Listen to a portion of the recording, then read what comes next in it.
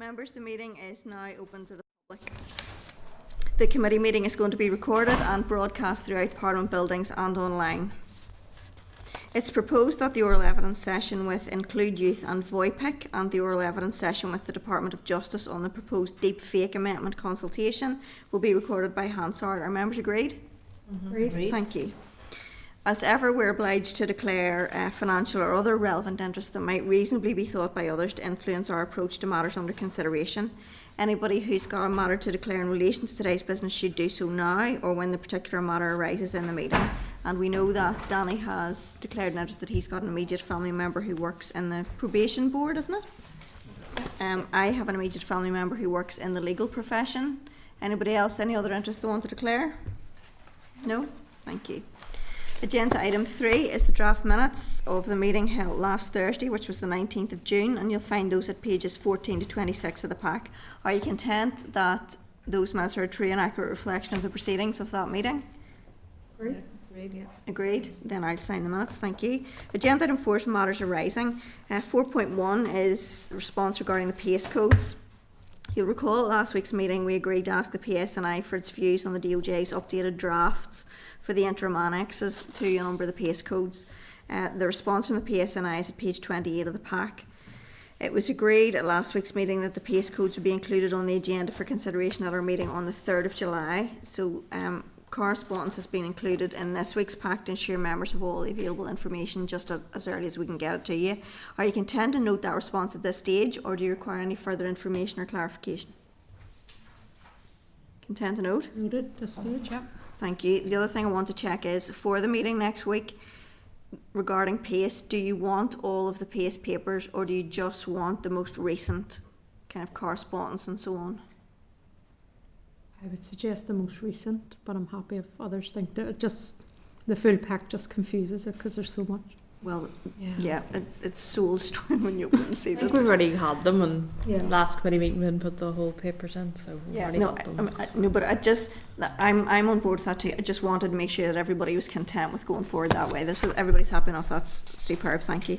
Agenda item 5 then is the Justice Bill and its oral evidence from Include Youth and VOIPIC. Members, could I ask you to turn to page 48 to 93 of your packs, please, for the relevant papers. So attending the meeting today to give evidence, we have Dr. Paula Rogers, who's the Policy Manager with Include Youth, and Ms. Alicia Toole, who's the Chief Executive of VOIPIC. Ladies, you're very welcome.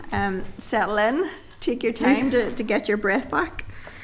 And while you're doing that, I'm just going to flag up obviously, members, next week we've got our roundtable event with the children and young people to take their views on elements of the Justice Bill, and Include Youth and VOIPIC are coordinating that event alongside the committee team, especially in terms of young people's attendance and the event programme and everything that they want to put to us. So, ladies, before we start into that, I want to thank you and the young people for their efforts in all of this. We're really looking forward to next week, so thank you for that in advance.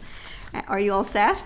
You ready to go? Yes. Well, in that case then, I'm going to hand over to you to give us your opening remarks, and then presumably you're content to take questions from members afterwards. Is that okay? That's lovely. Great. Thank you very much. I'll hand over to you. Thank you very much. So on behalf of the Voice of Young People in Care, or VOIPIC as we're known, I want to thank you for the opportunity to present our insights and evidence to the Committee on the Justice Bill. It's important to say at the outset that I am not a lawyer, and I'm not an expert in criminal justice, but what VOIPIC's work with children in care gives us is a unique insight into the lived experience of children in care and the impact that the law and its processes has upon them and their lives, and its ongoing impact as they reach independence and adulthood. So VOIPIC is a regional children's charity for children and young people living in care and leaving care, and we promote their rights and their voice in all matters that are important to them. And our vision is that every child in care feels safe, feels valued and loved, and that every young person leaving care does so with dignity and respect and thrives into adulthood. So just briefly, our core programmes include independent advocacy services. Now, those are pre-legal services that support children to exercise their rights to take part in decisions about their lives and to voice their concerns and find resolution. And we provide those to children in and leaving care across Northern Ireland and to those that are placed in Beechcroft Child and Adolescent Mental Health Unit. We also help young people make connections through our participative youth work and forums and helping them to find their voice and set their own agenda for change. We strive to create change through our policy advocacy work, helping young people develop the skills, knowledge and confidence to engage directly with decision makers and policy makers. And again, we'd like to just acknowledge this committee's commitment and plans to talk directly to children and young people as part of their consideration of the bill. We supported 777 children and young people last year across children's homes, secure care, Beechcroft Inpatient Hospital, foster and kinship families, as well as young people who have left care wherever they may live. The paper that was provided to members in advance of the meeting today gives you an insight into how children from care interface with the youth justice system, reminds committee members of obligations within international standards for children's rights, and provides some commentary into specific aspects of the bill as it relates to children in care. So just to highlight some of the messages that was in that paper, you will have seen from the statistics that over the past 3 years, the proportion of admissions to the JJC, movements within the JJC, and the number of children in custody involving children in care has increased. In 23-24, over 43% of children in custody were from care, representing the highest rate in the 5-year period. A significant number of care experienced children are placed on remand and later do not receive a custodial sentence, suggesting that custody is frequently used for care experienced children, potentially due to systemic gaps rather than the nature of the alleged offence. Children from residential care are disproportionately represented across the most formal aspects of our youth justice system, and that's the use of PACE, remand and custody. In September last year, there were 4,173 children and young people in care. Of these, 218 children and young people were placed in residential care. Most of the referrals to the Youth Justice Services are for children from residential care, the smallest cohort of our looked after population. Where children from care aren't represented, however, is in the earlier diversionary services, including the Children's Diversion Forums. Children from care are not being afforded the opportunity to be diverted from the criminal justice system. There is no specific diversionary route without a criminal record for looked after children. The general principles of the United Nations Conventions on the Rights of the Child states that children have the right to enjoy their rights without discrimination and to be protected from all forms of discrimination. They have the right to have their best interests as the primary consideration in all actions and decisions, and they have the right to life and to the highest possible level of survival and development. So we have to ask ourselves if our approach to youth justice in Northern Ireland upholds the rights of children, and consider if the implementation of this proposed bill in any way impacts negatively on and discriminates against children and young people, particularly those in residential care. We welcome the intention of the bill to modernise some of the framework for youth justice and protections around bail, remand and the separation of children from adults. However, there's some clauses or aspects of the bill that we still have some concerns about. Language is important. VOIPIC every day works with children and young people. We don't work with LAC kids and we don't work with juveniles. We have worked hard to change the language of care over the last number of years and believe it's important that where the term juvenile is used in the bill, it should be replaced with child. Juvenile is stigmatising and often associated with delinquency, and reframing the language and using child is reflective of the legal status of a person under 18 and the protections to which they are entitled. The presumption of bail is welcomed, and one of the provisions in the bill aims to prevent the courts or police from refusing bail for children on account of there being no suitable alternative accommodation. We understand that this provision won't be commenced until there are alternative options available, but this will likely result in children remaining in woodlands potentially for longer periods of time than what they might receive if they were sentenced for an offence. This is a significant breach of the rights of these children. Through our advocacy service, we know that some looked after children experience delays in perfecting bail, and we have worked with others who have been bailed to their former children's home. However, we're also aware of the courts bailing some children to Lakewood Secure Care Centre, and some of those children have refused to perfect their bail in these instances, preferring to remain in Woodlands. Committee members will be aware of the bill fostering programme that have been piloted in the southern area. Initial review of the pilot has indicated that whilst the numbers are low, the placements to date have been successfully managed and the concept is viable. An expansion of this project could provide part of the solution to the accommodation issue. We're concerned about the proportionality, necessity and best interests of children in relation to the retention of DNA and biometric data. Retention periods for children's data are excessive. We would advocate that a child's biometric data should not be retained for diversionary disposals, non-custodial sentences and non-serious offences. The bill enables the PSNI to use live video links for various custody functions. The use of live links should not undermine a child's right to a fair trial. An appearance before a judge is sometimes preferred by children and young people because it can aid their understanding of proceedings and processes. Children must always be supported to meaningfully participate in proceedings and be able to make informed choices about the most appropriate method for that. The pursuit of justice in relation to risky, harmful or criminal behaviour can be secured by a range of means. Article 40 of the UNCRC asserts the use of appropriate and desirable measures for dealing with children without resorting to judicial proceedings. Alternative responses are used across Europe, for example in Luxembourg, Norway and Belgium. Early interventions and more therapeutic responses to children's behaviour and circumstances work. I would urge the committee to scrutinise this bill through a children's rights lens in recognition of our evolving understanding of and good practice in working with marginalised children, young people and families living in vulnerable and sometimes harmful circumstances. We must also be mindful of the emerging insight and our developing understanding of the criminal exploitation of children and young people and how the system responds to those victims of coercion and exploitation. A failure to adopt a whole government strategic approach to the investment and delivery of early intervention or preventative measures to support those families most in need and experiencing a range of disadvantages has resulted in children being subjected to more adverse childhood experiences, increasing unmet psychological and therapeutic needs, increasing numbers of families requiring crisis-led interventions, and as a result, a growing number of children requiring state care. In Northern Ireland, the annual cost of late intervention is estimated at €536 million. Earlier, preventative work and support not only reduces costs, but significantly improves life outcomes for children, families and communities.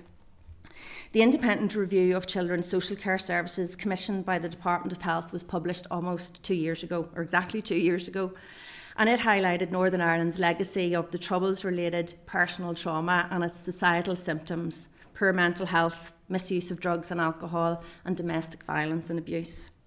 The review recommended bringing together some key services from health and social care, youth justice and education into one single agency to better meet the needs of children and young people and families most in need of early help and support. This recommendation offers a practical and transformative opportunity to address long-standing structural failings. It enables a shift from crisis-driven responses towards early intervention, prevention and stronger collaboration with those that provide services to children and families. It ensures public funding is used more effectively, reduces duplication and delivers services fairly regardless of where a child lives. The Minister for Justice has already indicated her support for the implementation of this independent review and has committed to working in partnership with the Department of Health colleagues to best meet the needs of relevant children and families. Our focus must be on prevention and early intervention to minimise children and young people's contact with the justice system, and where contact does occur, we must aim to divert them from further offending. Criminalising children increases the likelihood of adult offending. A preventative, supportive approach ultimately leads to safer communities and makes better use of limited public funds. Thank you. So happy to take questions or comments later. Thank you, Alicia. Paul, have you anything you want to add? Or? I do, yeah, Okay. I do, yeah. So I have a statement as well, just expanding on the written evidence that you've received as well. So apologies if some of the issues that will be covered will be very similar, but I know VOIPEC and Include Youth are very much of one voice on a lot of these issues, and we work in partnership on this. I want to thank the committee for the opportunity to come and speak to you today about Include Youth's response to the content of the draft bill, and in particular how aspects of the bill we think will impact on the young people we support.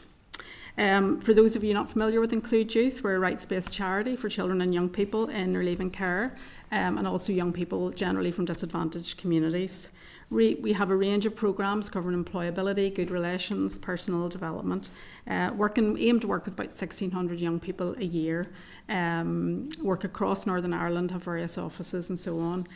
We have a dedicated programme specifically for care experienced young people called Give and Take, and a lot of the experience that I'll talk about today is very much drawn from those young people's experiences on that Give and Take programme.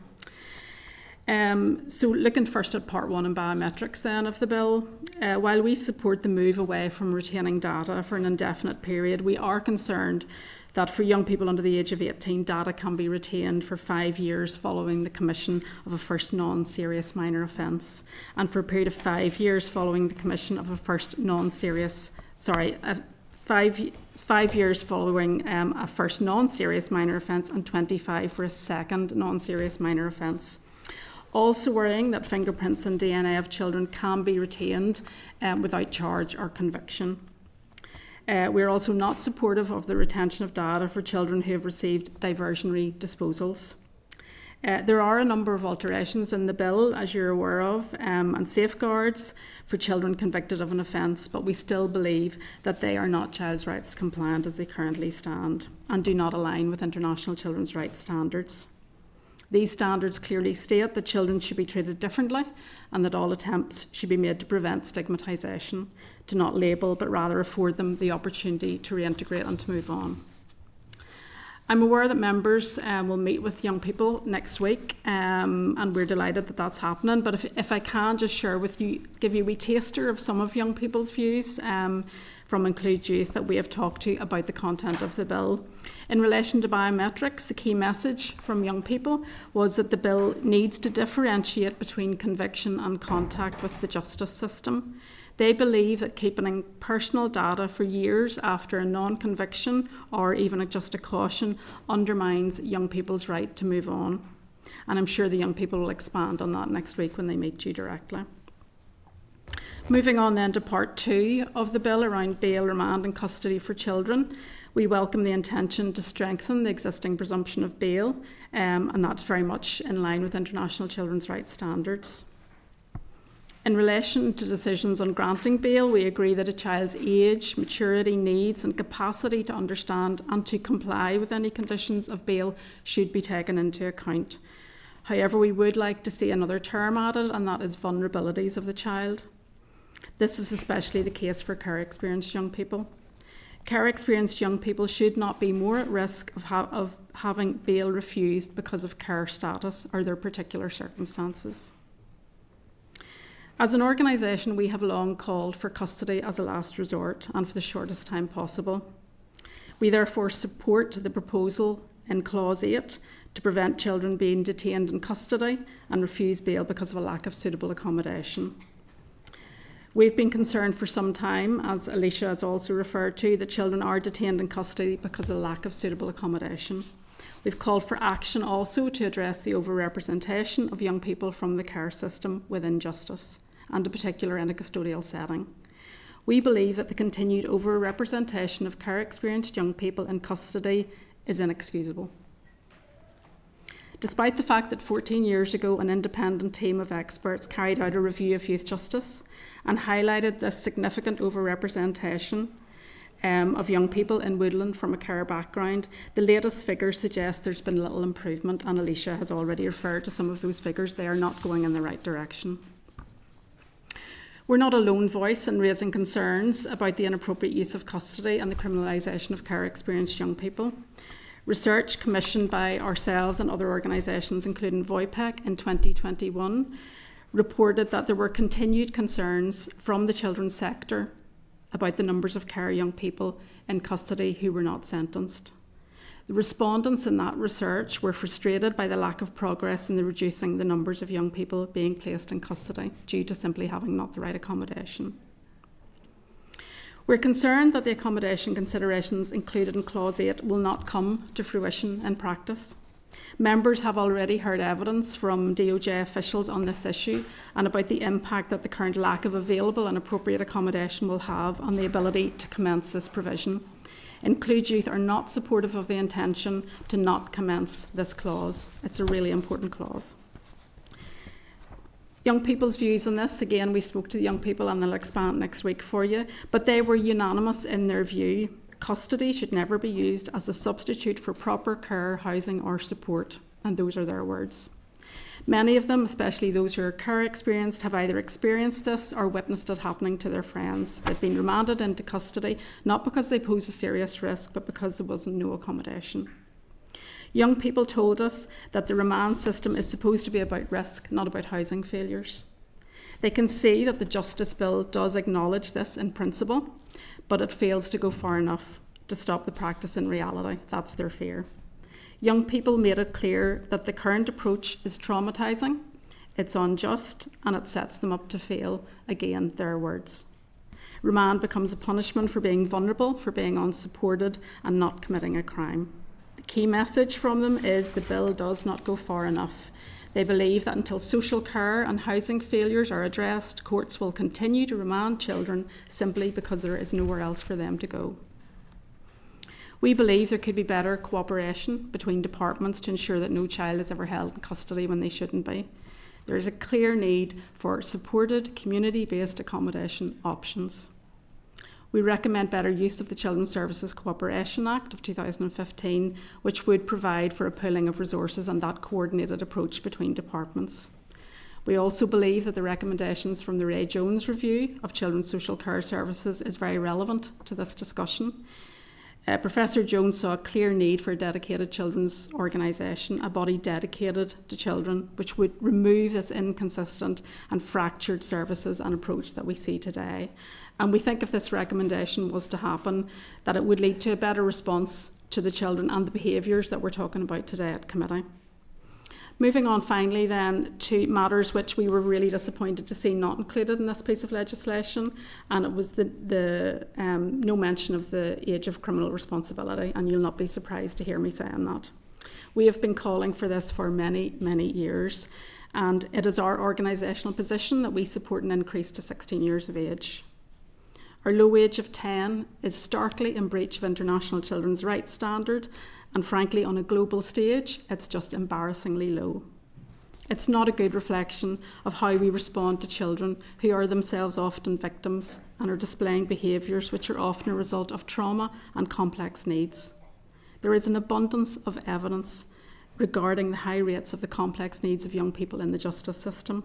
Certain children are simply overrepresented time and time again. Mental health issues, learning and speech difficulties, care experience of neglect and abuse, misuse of drugs, alcohol. The committee has heard this from other people as well. The UN Committee on the Rights of the Child has repeatedly called out for action, calling for an increase to at least 14, commending those countries that go to 15 or 16. One of the key reasons that the UN Committee has really doubled down on the need to increase the age to 16 is the growing research around adolescent brain development. Namely, that children under 16 do not have the cognitive ability to fully understand the consequences of the actions, to demonstrate impulse control, or to understand legal proceedings. The science is showing us that we need a different approach for children. Include Youth, along with our colleagues in VOIPEC, NIACRO, Children's Law Centre, and the globally recognised Centre for Children's Rights at Queen's, have been really active in trying to bring in new voices into this debate. And it hasn't been hard to bring in supporters on this. Part of this has been inviting other voices to come along and contribute to a vlog series about the age of criminal responsibility, which is housed on a website on the Queen's Policy Engagement website. And there's a link in your written evidence to those blogs. They're really interesting to have a look at. To date, we have easily secured the support of representatives from child, adolescent, forensic psychiatry, victims groups, organisations working to tackle trafficking, CSE, CCE, leading children's organisations like Bernardo's, Experts working in community-based restorative justice, globally recognised academics are all on that series of blogs. These are voices that are at the coalface of working with the children who come into the system. They know the profile of the children who are impacted by such a low age of criminal responsibility, and they are saying loudly and clearly that change must happen. If you will, just let me read one extract from one of the blogs, which I think is really powerful, and it's from Dr. Anderson, Phil Anderson, who is a consultant psychiatrist in CAMHS in Northern Ireland. The relevance of the brain findings to youth justice is that the adolescent population is demonstrably and substantially different to the adult population. Legislative approaches to issues such as the age of criminal responsibility need to reflect the current scientific understanding of the brain. The complex needs of these young people need to be met through health and social care responses rather than criminal justice. A low age that seeks criminal justice solutions to what our health and social care issues impact all of us by considering vulnerable children with complex needs into the system. We also know that research has shown us that bringing children even into the edges of the system is causing more harm than good. It's causing stigmatisation, alienation, barriers to a future life. And there are better ways to deal with it, and there's more detail within our written paper. We're not suggesting that there should be no intervention or response to behaviour which is deemed harmful to the child and to themselves. Of course there has to be a response, but it would be a welfare intervention. It would not criminalise. It's not a case of whether children will be held accountable, they will be, but it's how they will be held accountable. We cannot arrest our way out of a broken system which is failing to support vulnerable and traumatised children with complex needs. There is a more effective approach which will lead to better outcomes for children and safer communities, and crucially, less victims, because we really care about that as well. Victims are not forgotten in this approach and in this debate. Victim Support, another contributor to the blog series that I was talking to about, has expressly said that they want fewer victims, and they support also an increase in the age of criminal responsibility to at least 14. They have explicitly said that they recognise children caught up in the system are often the victims themselves. They're victims of abuse, adverse childhood experiences, and so on. And that the harmful behaviour is actually the consequence of a failure to safeguard and protect children. It's not their fault. We have an opportunity here to go beyond what the bare minimum of what a child's rights compliant age of criminal responsibility should be, and it's a really important opportunity. Our health and social care agencies, our voluntary and community sector, we're mature and developed, meaning that we can provide an alternative pathway. The systems are in place. We don't need to criminalise very young children, and for that reason we would support an amendment on this issue. Thank you. Ladies, that's your... Thank you. Yep, okay. Right, members, I've got Danny, and then if the rest of you can indicate to me as we're working through. Right, Danny, go ahead. Thank you, Chair, and apologies that I'm keeping my camera off. It's just my signal's not very good when I turn it on. Thank you for your presentation. Just want to start with, what are the most important steps which need to be taken to address the criminalisation of care experienced children and young people? Well, I think one of the first steps is raising the age of minimum criminal responsibility, because then that automatically requires a different approach for all children.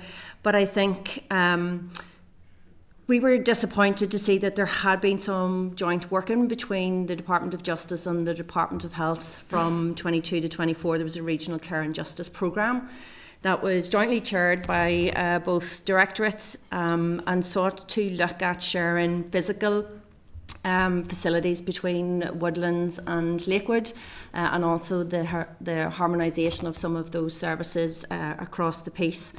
And all of that stemmed from a review of regional facilities that also recommended looking at another approach for all of these children, because whether they're from care or whether they're other young people who come into custody, they tend to come from very similar community backgrounds, have faced the same level of disadvantage, may have the same kind of communication issues.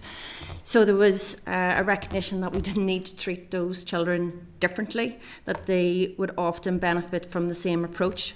Sadly, that programme came to an end in May 2024 because whilst there was some great practice on the ground, there wasn't a legal framework for them to operate in. And it was thought when they closed the programme that there would be another opportunity through the independent review of social care services. and which also had recommendations around alternative uses of that site. But probably fundamentally, the fundamental recommendation for us was around a single agency that would bring those critical youth services, social care services, and some education services together. Because right now, across those 3 directorates and beyond, if you look into the Department of Communities, they all hold certain responsibilities for these young people, except they're kind of working in silos. So there isn't one overall distinct, joined up, responsible and coordinated approach. So I think if we had less silos and a single agency, it would allow us to make that change and shift towards earlier intervention and preventative services. Yeah, thank you. I think that's key to a lot of things.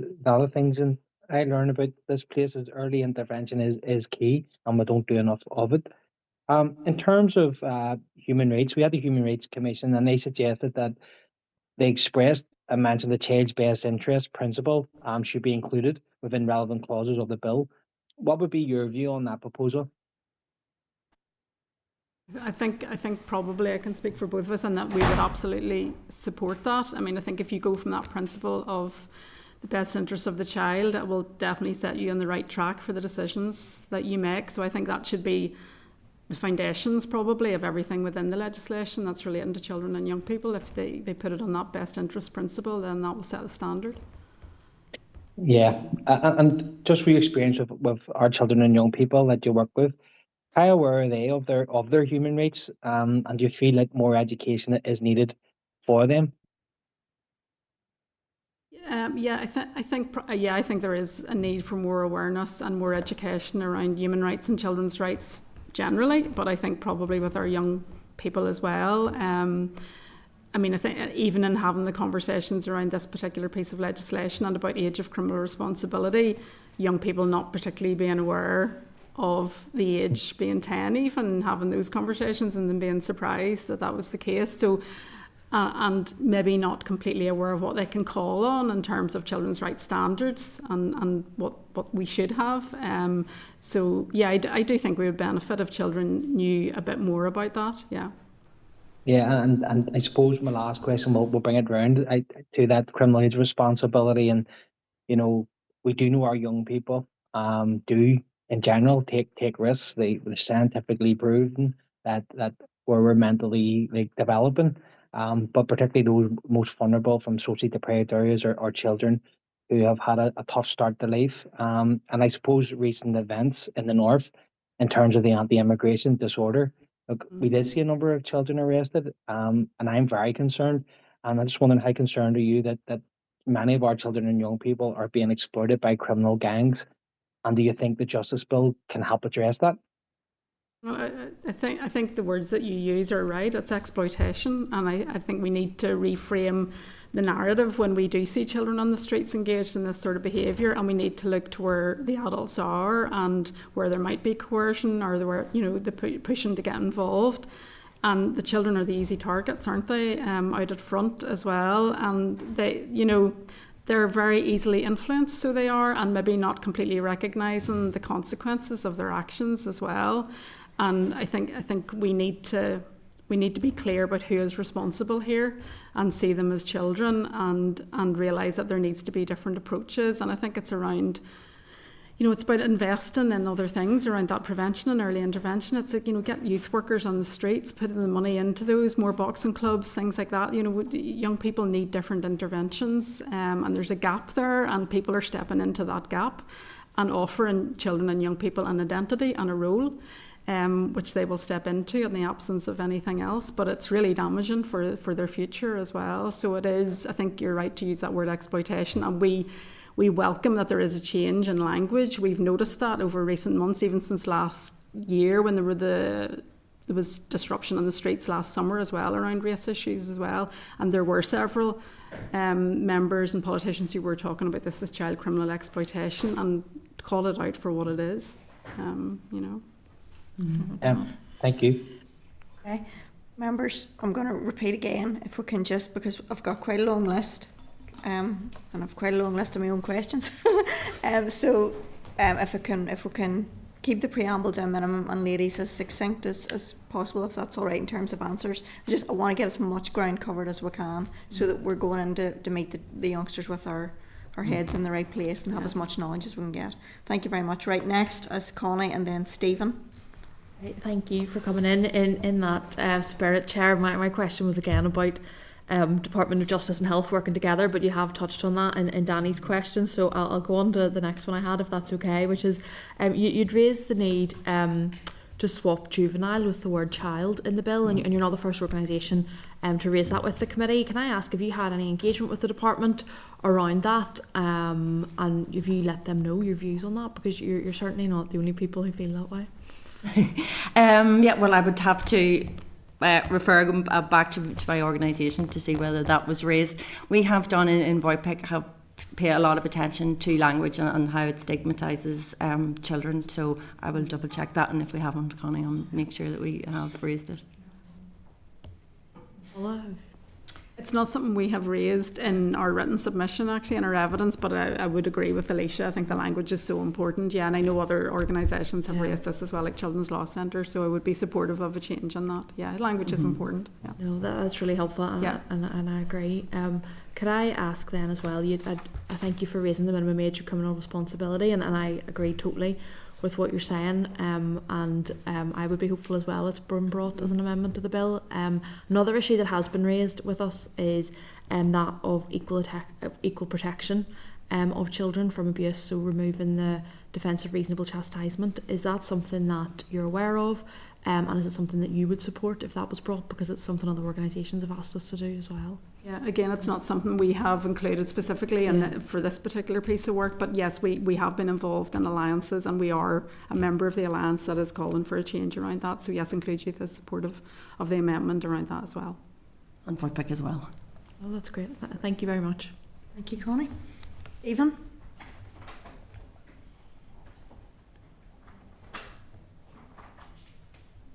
You're muted, Stephen. Oh, that one's me now. Yep. Thank you, Chair. Thanks, folks, for the presentation. Just keen to ascertain your views around restorative justice and the proposed amendment in relation to that. Just keen to establish your experience of restorative justice, particularly from the children and young people perspective.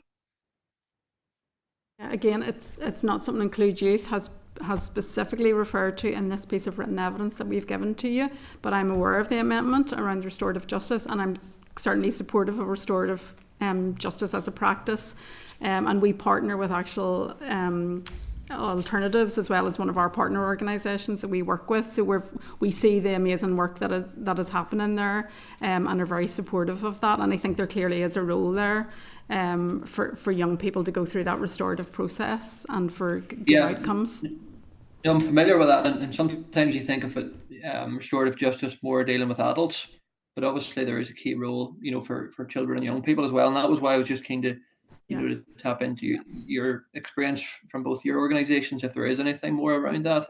And there had been some successful projects had been established several years ago, but I don't think funding for those had ceased. But I think it was proven, that it was providing very good results. Unfortunately, the funding wasn't available to continue it.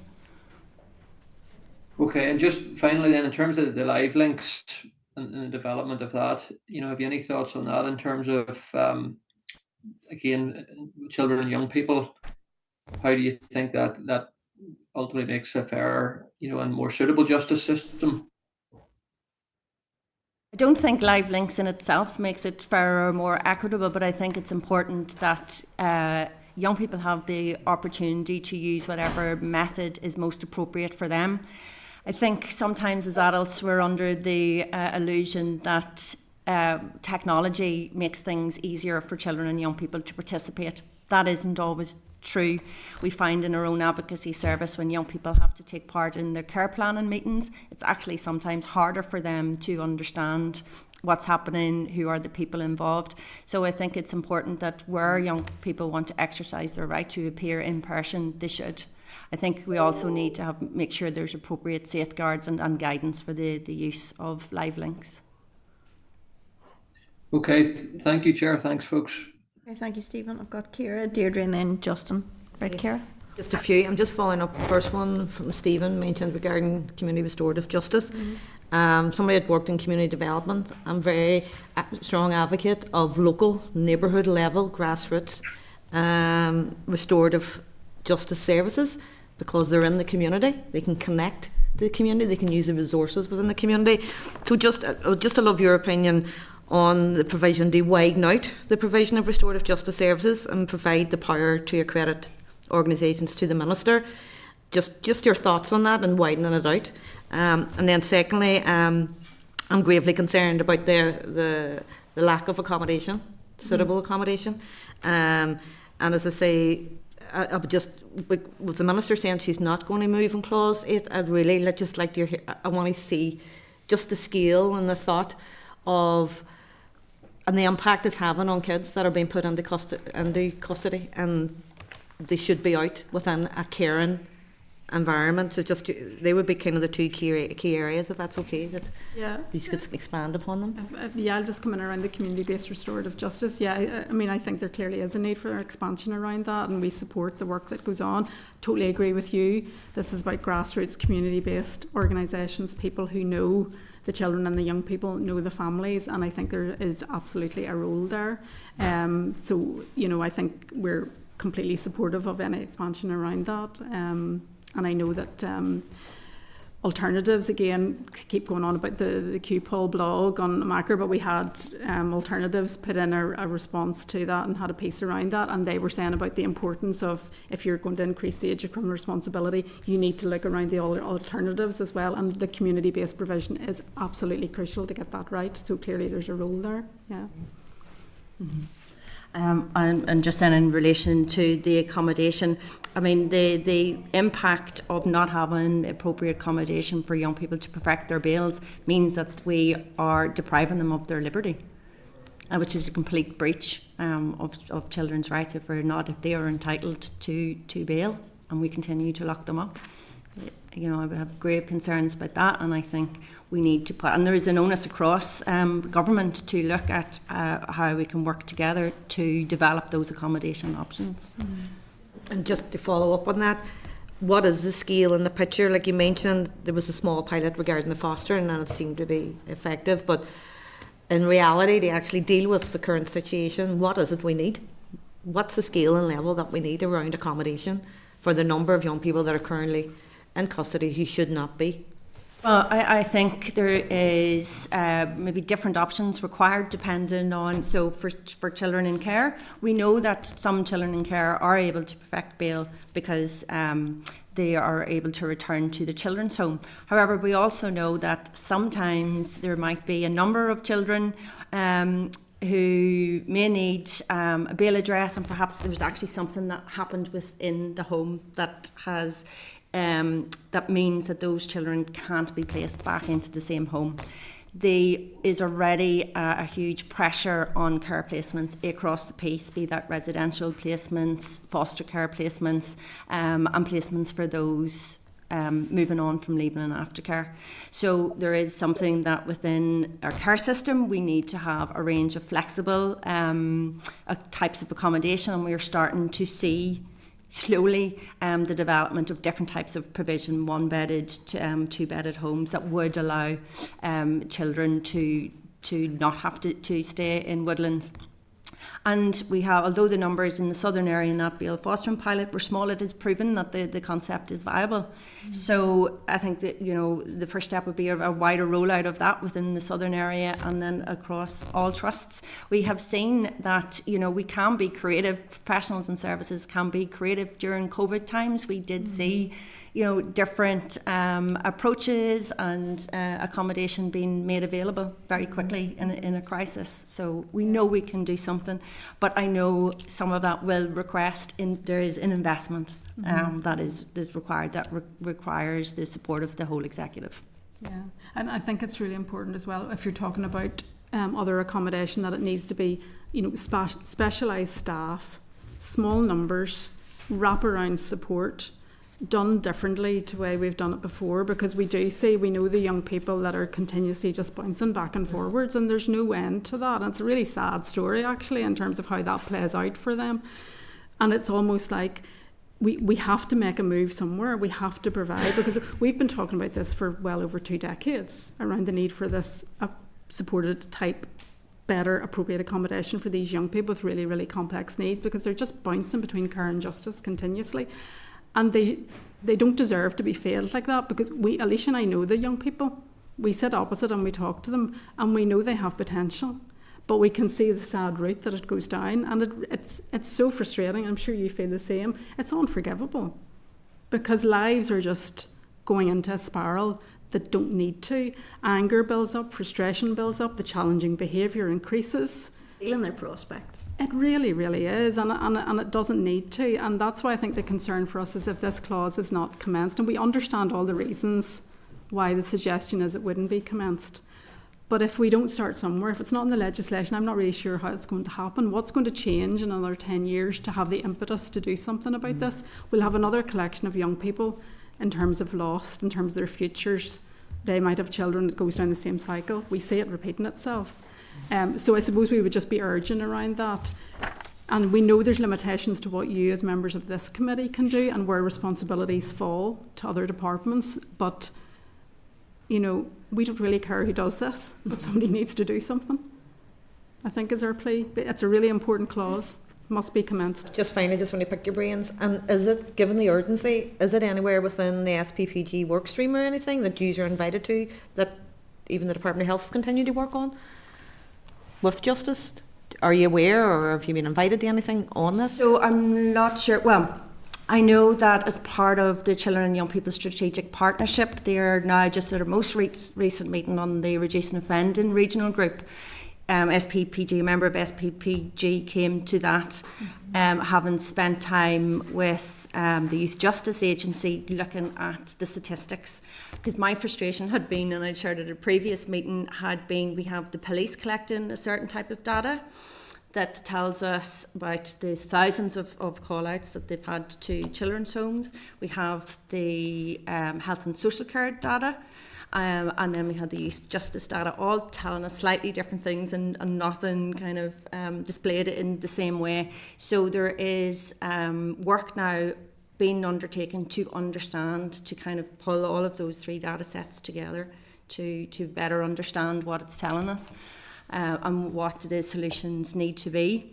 Since the closure of the regional programme for care and justice, there isn't, I suppose, that strategic high-level partnership working or collaboration. I think there is in the South Eastern Trust, because that's where the Secure Care Centre is, and the Juvenile Justice Centre. There's some collaboration, and a partnership board, I think, has been set up there to look at particularly where they can share services and deliver services to children. That's grand, thank you. Thank you, Deirdre. Yeah, no, thanks very much for your presentation, and I suppose the detailed papers that you have both given. I want to focus on the biometrics and the retention of data and the whole area of stigmatisation. And I would be highly concerned, particularly with children and young people, the stigmatisation and the proposed retention periods, particularly when no offence has occurred or when a minor offence has occurred. 25 years is literally their whole childhood and beyond. So we got a response from the department that said that they need to retain DNA profiles and fingerprints for under 18s to both assist in solving future crimes and to act as a deterrent. Now, when we're looking at this in terms of human rights implications under the various articles, proportionality is key. Do you believe that reason given is proportionate? No. That they are going to hold them just in case there's a future crime, or is it deterrent? I don't think that's a justification at all. Isn't compliant with human rights standards or children's rights standards, and I think it disproportionately impacts on children with a care experience whose data then are being held quite often because of incidents that have arisen out of their care or lack of information about their care and a frustration to what's happening. And so a lot of reasons why children with a care background may be there. So I think it's disproportionate, you know. Yeah, and a further follow on to that, they give the reason in terms of NISRA stats that they find that there's higher levels of reoffending amongst those aged 13 at the time of the first recorded offence. But then, so that's the reason they give for retaining the data beyond for that longer period. Do you believe that that deals with stigmatisation or actually feeds into it more? What would be your view? I think it feeds into it more, and we can also send members a copy of the document where we have 10 reasons are too young, and there's some statistics in that proves the earlier the intervention in a child's life and the preventative measures, the less likely they are to reoffend, and the more intense the sanction against a young person, the more likelihood that they have of reoffending. And the other bit within the bill, obviously, or areas that we've been looking at is a commissioner. So in terms of an oversight, if we do get to the point, whatever the retention periods look like, that there's a commissioner that has oversight of all of that. And it's just your view on a review mechanism and whether you feel that that would be useful. You know, even if there are going to be retention periods of any kind, that an individual can go and ask for the review of their biometric data to be looked at. And are you as supportive of a commissioner? I think some type of oversight and scrutiny would be a must if the clauses were to go ahead. The last one quickly was just a quick one on live links, which I know it hasn't, but obviously it's something that's come up in the committee, and particularly again around young people and their understanding and, you know, the maturity levels, or if there's any additional needs. So just have you any concerns? I mean, on the one hand, it's probably a good provision to, you know, greater accessibility in terms of courts and appearances, but are there any safeguards that you feel need to be put in that scenario? I mean, one of the things is making sure there's a responsible adult, you know, with the young person. Anything else from your experience of working with young people? Clear guidance for anyone who is supporting young people. Obviously need to ensure that the young person actually understands the proceedings as well, and gives consent to those live links. But I think, as I was saying earlier, I think we make a presumption sometimes that young people can understand and use technology, so are automatically familiar with how it all works, and that's not our experience. So there is some safeguards, I think, needed around the use of live links. And I also think the children need to be afforded the opportunity to appear in person if that's what they choose. Yeah, I think I totally agree with what Alicia said. I think it's very individual for the young people. But I know when we've done some consultation work around this previously, it's quite a while ago now, but I know I was concerned because I didn't think young people did completely understand what was going on. And even though there maybe were some safeguards put in place, they still didn't seem to understand what was happening. And then there's a concern there that justice isn't going to be done, or they're not getting a fair crack at that. And I think Alicia's right in terms of just complex needs or understanding around that, and speech and language and all of that. I think it's potentially puts another barrier up into them having a fair crack at things, and that's concerning. So I think safeguards are really important. That'd be good, thank you. And if there was any additional things, even if you just want to send them to committee after on that aspect, I think that would be useful as well. Thank you. Okay, Deirdre. Justin? Thank you, Chair. Thank you, Paula and Alicia. Tell me, in relation to the Justice Bill and from a youth perspective, where is the gaping chasm as you see it now? Age of criminal responsibility. That's a very quick, short answer to that one. But that is for us as an organisation. That's where we see the major gap. Yeah, if I was to choose two, it would be the age of criminal responsibility, and I'm also very concerned about the non-commencement around accommodation. Okay. In terms of lives being taken down a direction that they don't need to be, in terms of cycles repeating itself, what is your opinion on the article last week, which reported that some young people believe that they missed out on the Troubles. What do you mean, Justin? See that article? In terms of the youth, in terms of lives being led down a direction which they don't need to be, in terms of cycles repeating, in terms of what the Justice Bill should include. What are your opinions from a youth perspective in terms of the reality now that the Belfast Telegraph is reporting on its front page that some young people feel and believe that they missed out on the Troubles, such as the propaganda by one particular party and organisation? I'm not I haven't familiar, seen the no. article. I don't know if I want to comment because I'm not familiar with the article that you're referring to. So I don't know the context of that quote even from young people. So I don't think I would wish to comment, to be perfectly honest. Do you think that the Justice Bill should include some provision whereby political parties should not glorify violence? So children should not be led down a path of violence thinking that it's cool and it's okay and it's glorious. Justin, if I'm going to answer that for you, which is that's the declaration that we sign as MLAs. That's the ministerial code. And if there are failings for people to live up to that, then the onus is on the public and us to complain about that, and people should be held accountable through standards and privileges and what other means there are to hold the executive to account on those issues. But I don't think it's for these witnesses to answer. I understand where you're coming from and I concur, but we sign declarations and the responsibility is on us then to act accordingly. It's not for witnesses to comment on in terms of the Justice Bill. Fair enough, Chair. But I understand where you're coming from. Morris? Thank you very much, Chair, and thanks very much for your presentation.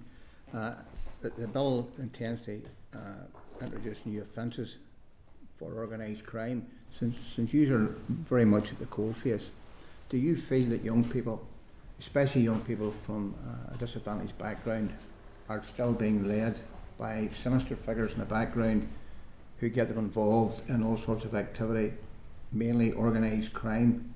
Do you find that? Children don't find their way into serious organised crime. I think they're drawn into any type of criminality by the adults around them. I think we are, because of our own unique history, I think we're only really beginning to understand the insidious nature of criminal responsibility. And it is only in recent months that the National Referral Mechanism has started to receive referrals for young people here who we think are at risk or subject to criminal exploitation. It's a big worry for me that still in this day and age young people are being manipulated and used by sinister figures in the background. And I'm talking about organised crime here now, especially the drug scene. Yeah. I'm worried about that it still persists. It still persists, and Ray Jones in the Independent Review of Children's Social Care, that was one of his toxic trio, that there's certain communities that are under fear and threat and intimidation, and that's children and adults, and it's something that we need to get to grips with. Children still have a mentality that some of the activities that they get themselves involved in is a bit of crack, which it isn't. And it can lead to serious consequences, not least of all damage, antisocial behaviour, but it can lead to a record for those unfortunate individuals, and that's why you are here today, to make sure that can't happen. Doesn't happen. Mm-hmm. Yeah, absolutely. Morris, thank you. It's going to come to me. I have a long list of things that I kind of want to work through, so I'll do it as quickly as I can. You'd mentioned this issue that you want vulnerabilities considered.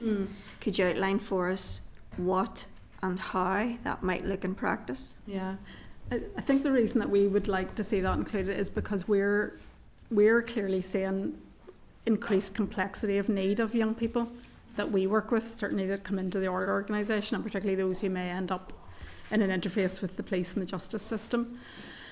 And I think although it says about age and needs, I just think to look at the vulnerabilities captures something different for me. What types of vulnerabilities are you thinking? So I'm thinking around young people with serious mental health issues, drug and alcohol addiction issues, history of abuse, trauma, neglect, and the impact that that has had then on their developmental growth and where they're at in their lives and the decisions that they have taken and the behaviours that they display because of that. How that's done, I don't know that I have the answer to that or have the skills to know how that's taken into account. But I think what I have seen from the young people that I meet through my work and that we support is that I can see that each and every one that has come through the justice system has absolutely cleared identified vulnerabilities that I don't understand that they have ended up where they have in terms of justice, because I can see that if there had been interventions at an earlier stage, they would never have got, very, very few, I'm not saying none, but very, very few would ever have got to the stage where they get to in terms of going deeper into that justice system. So that's, for me, working with these young people, that I see that there's always a story. So I just think we need to actually pin that down somehow in the legislation. And maybe the term vulnerabilities isn't right, but hopefully you'll understand what I'm trying to get at. No, in terms of who's coming in, and I think the court's taking into account the complexities of somebody's situation. I'm just trying to figure out in practice, because I don't want to waste time I'm telling everybody else off for preambles, but I'm just trying to figure out how in practice it works, because we'd heard evidence too about deprivation should be taken into account, but also we understand that not everybody who comes from a deprived background commits crime. Not everybody who's had trauma commits crime, but we understand that it is a factor. So how do we make sure around the fairness and balance in the system too? And I'm just trying to work my way through that. And I know it's because I know with our youth workers, for example, who know our young people so well, I could imagine if they were literally shoulder to shoulder with a young person in different circumstances, they would be able to explain the background situation. I mean, today I had a telephone conversation with one of our youth workers who was talking about one of our young people who'd been in Heldon Woodlands for 5 weeks when they shouldn't have been, and she was so frustrated about all of that. But she just kept saying to me, this young person they're a good young person. Clearly there was lots of behaviour, and I just thought if that youth worker could be shoulder to shoulder with that young person in the situations where they find themselves, things would be very different. So perhaps when they are arrested or brought into police or whatever, to have that person alongside that child that really understands where that child's coming from and everything that they have been through. Which leads me to another question that I didn't have on my list, so this is an additional one. We are hearing that very often the appropriate adult who might be with a young person whenever they're in a police interview situation, the appropriate adult is not emphasising the importance of legal advice to that young person, and in fact it's the police custody sergeant who's trying to impress that upon them. Are you hearing that too, that young people are going into these circumstances and not having adequate legal advice and it's not being pursued by the appropriate adult? Yeah, well, I certainly know that, and maybe Alicia can add, I certainly know that there's an issue around young people not taking legal advice. That's been an ongoing, and even accepting diversionary disposals and so on. That's been a red flag for us for some time in terms of young people are not taking that up. Okay, and there's a concern why they're not. Yeah. I want to move on to the bail situation. In the bill, there's very strict areas around when there might be conditions applied. Is it your view that there shouldn't be conditions, or do you see circumstances where conditions are sometimes helpful? And if you do, could you outline what those are? It's around, for us at VOIPIC, it's around the provisions or the requirements not being unrealistic and unachievable for the child. So we have had in the past, we've seen incidents where conditions around bail was, you're not allowed to, can't break the rules of the children's home. Now, there's a lot of rules in the children's home, so there needs to be tailored to the particular concerns. I think children need to be given a reasonable chance of being able to adhere to those conditions, that they're not unrealistic and fit with the child's circumstances in life. Yeah, I think we would hear the same as well from some of our young people, that they receive bail conditions that they're set up to fail. You just know they're not going to be able to do it. I think. And again, the example of the phone call I had earlier this morning of a young person being given really, really strict bail conditions within the children's home, and they were rearrested, broke the conditions, back to square one again. So I think you're starting from a presumption that you would rather there were no bail conditions, and the understanding around the child, basically. And I think, again, if you're going from international children's rights standards, that's where it'll go from. But at the very least, take into account where the young person has come from and what the issues are before you give them conditions that are just going to set them up to fail. Yes, we have heard that, and I want to come on to this, about what happens that the police are called for more in a care setting than they would be in a home setting, and sometimes those are incredibly minor issues. And I want, if you would, just outline the types of things that the police would be called for in those settings, so that we have an understanding. But I want to check with you, just back onto the bail conditions. Are there circumstances in which bail conditions are helpful? I don't want to lead you, but I want to cite an example potentially. For example, if a child has been involved in disorder and has been exploited or so on, or is in bad company, is it helpful for the child to be removed from that particular area, potentially where they're not going to be, where they're going to be away from people who could maybe pull them into circumstances where they'd be better off not in? It's very dependent on the individual, isn't it? I think it's dependent on the individual child and where the support structures are around each child as to whether that condition. So I think it would have to be taken into consideration. I suppose what I'm asking is, are there circumstances at all in which at times bail conditions are helpful?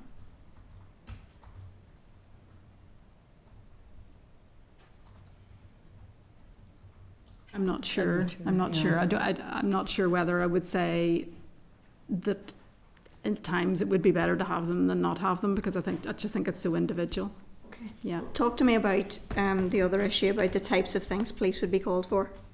Well, this is the, I was referring to earlier, the recent meeting of the Children and Young People Strategic Partnership, and this is some of the data that we're trying and hoping to get a grips with, because I think in an article published a few months ago, could have been in the Irish News, there was an article that referenced that police have been called out nearly 6,000 times. But what we couldn't get is an analysis and a breakdown of that data, because Health and Social Care Trusts would report to me that actual police responding to incidents and being called by the staff within that home had greatly decreased across all 5 trusts. So it's hard to get a sense of what those 6,000 call-outs are. Sometimes it is out in a follow-up to having been called out previously. Sometimes it is maybe a young person is on bail conditions. There's also times where community officers will be in a children's home. So we hear a range of things from children and young people, and hopefully you'll hear more on the 3rd of July as well. So there has been a concerted effort to reduce the call-outs, that it would only be for serious incidents, but unfortunately we don't get insight into what those incidents are, because I would be very keen to have some type of analysis of that. Are they serious incidents? And where there are, having to review what happened in the day or two or the hour or two before that, because I know of young people who have been arrested for serious incidents. They may have assaulted a member of staff, but when you hear about the circumstances and what had happened in the run-up to that, young people approaching 18 years of age in secure care, not knowing when they are getting home, it is frustration. Their liberty is being deprived. So sometimes serious incidents like that do arrive. We have other young people that tell us that it was a relatively minor incident, and minor incidents, children maybe when they're lashing out and they'll break something within the home. That's helpful for us to understand, thank you. I just want to come back to this issue about the lack of suitable accommodation. Huge concern for us too. You've referenced the bail fostering pilot, very low numbers in that, I think only 2. So at this point, I mean, our understanding is that at times the problem is that social services just refuse to place people. And part of my question here is to the officials beside me, because this is my first go at this too. From you, I would like to know, is the Committee for Health aware of the extent of this, of the numbers of children who are being kept in custody because there's no suitable accommodation? From the officials, I would like to know, can the Department of Justice legislate for for something that's going to have consequences on the Department of Health? And what then, if this isn't going to be built for considerable time, what is the alternative? And also, could you give us some understanding of how in practice suitable accommodation, a suitable accommodation centre, as you describe, would be different from Woodlands? Because I've never been in Woodlands to know. The first point I'll take around, I think the people are aware of this. This is not news really in terms of this being an issue about lack of accommodation. So I think departments are completely aware of this, and Have you health and engaged with trusts the are Committee aware. for Health on this? Well, I am quite sure at some point when we have given evidence on other issues, whether that be around children's social care review or other aspects in the career that I've been in children's rights, I am quite sure I have raised this issue. That's good. I just want to make sure it's being picked up there. Absolutely with health, and we're aware of that we're talking to the Justice Committee here, and so much of this stuff will fall to health. We're very aware of that. Yeah, and also the Regional Care and Justice Campus programme that ran for 2 years was jointly chaired by Department of Justice and Department of Health. So there was a commitment and an enthusiasm about trying to do something different for these children and young people. And some progress had been made, but unfortunately then we were just advised as part of the stakeholder group that they had to close the programme because there wasn't the legislative framework that they needed to proceed. We got no insight into what that legislative framework needed to be, but I'm sure that maybe if there was an option to return to those who were responsible for that programme, they would be able to give you insight into why it couldn't proceed and what legislation would be needed for it to get back on the table. That'll be helpful for us to pursue. Could you give us some indication of the distinction between the type of suitable accommodation centre you envisage versus Woodlands? The distinction?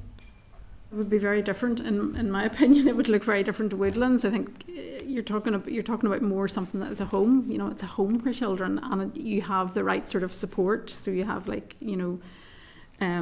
right skilled professionals around those young people and know about de-escalation and know how to deal with the challenging behaviour that's being presented as well. So it would look very. What happens in Woodlands and the staff, I have nothing but high praise for the staff in Woodlands, I really do, and Youth Justice Agency in general.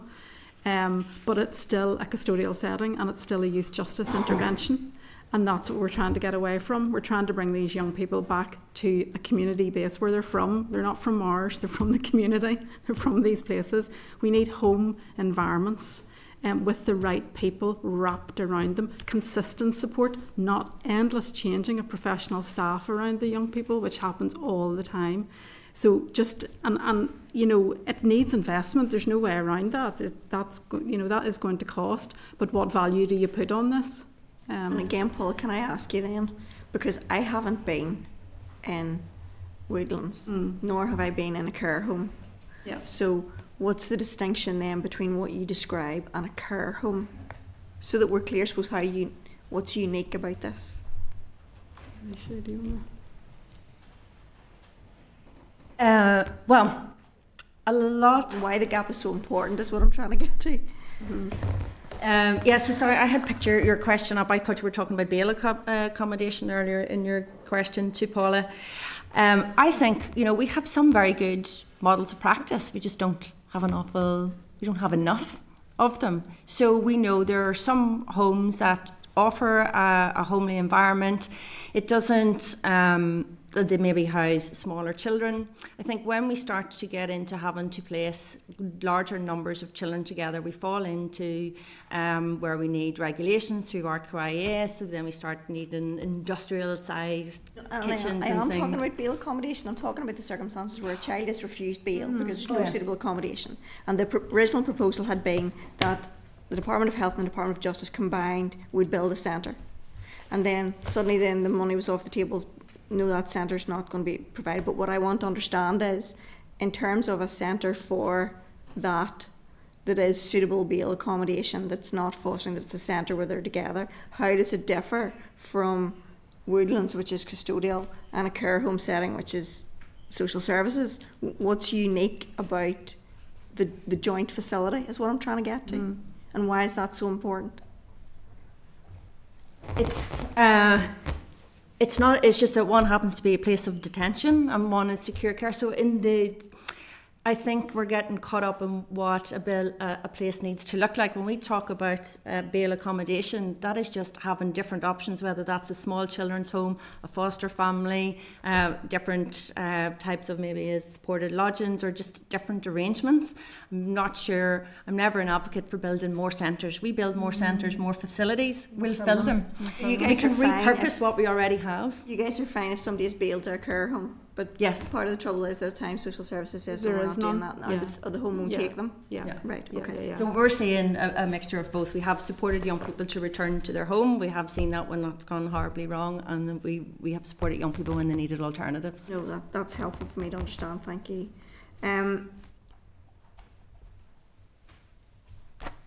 Can I ask? Well, I'm not sure what page of yours thing is. On page 23 of Include Youth's submission. Under the middle section there, key problems identified by young people. When placements break down, often after police visits, young people are left with nowhere to go. Could you give us some indications to what types of things happen on a police visit that causes a placement to break down? Yeah, well, I'm assuming that is when they are, whether that be foster placement or whatever, it's when the young person is somewhere and there's an altercation or something has happened and police are called, and then the police have to do something about that because they're called, and then they end up potentially being taken away from that placement because it's no longer safe for the family that they're with, or it's no longer safe for them, and they're put somewhere else then. Okay, no, I was trying to understand if there was something in police behaviour. No, I don't think That that's what would we're lead referring to. no, Sorry, that's yeah. helpful. Thank Yeah. you. There's reference to problems with unregulated placements. Could you give us some indication as to what those might be? I'm just trying to get to, I suppose, and understand the significance of having suitable accommodation and the import of that. So what goes on in these unregulated placements? What's the young person's experience? Well, I know that some of our young people, and the same for Voipec, I'm sure as well, would end up maybe in hostels and B&Bs. And that they'll say themselves it's the worst place they could be, because in terms of maybe the behaviour of other people that are in that hostel, and it could be other adults with other drug, alcohol addiction, mental health issues, and then you put a very vulnerable child who in any other situation in a normal family home would not be exposed to some of that stuff, and they're already themselves carrying a lot of need and trauma, and then you put them in that situation and they're just exposed to so much other stuff that could go horribly wrong. And it is not supportive. It's not the place for them to be. But I think there is definitely a case that there are a lot of unregulated placements in terms of hostels and B&Bs and still being used. Yeah, well, sometimes it's hard to really break down because the unregulated placements and the data is presented as one, whereas actually there's different types of unregulated placements. Some you would be more concerned about than others. So it is the likes of hostel provisions and B&Bs. We have seen in the past that young people have been unsafe in those environments. And I know that it is not what any social worker or wants for their child, but when we have these kind of pressures in terms of public or the finance and the ability to invest in new types of accommodation, we are going to see more young people ending up in these types of placements. What is do we have numbers around young people ending up in these unregulated placements? Yes, Department of Health would release. I don't have those stats, but also a bit of, I need to caution against those because quite some of our supported accommodation projects might fall into that. Some families who's just haven't finished their approval to be foster carers or kinship carers technically fall within unregulated placement. So we just need to be mindful of if we were to what try and lies seek underneath the statistics data. around that, we should be looking essentially for B&Bs, hostels, hotels. Is that the idea? Yeah. Right, okay. Could we maybe follow up on that with the relevant department then?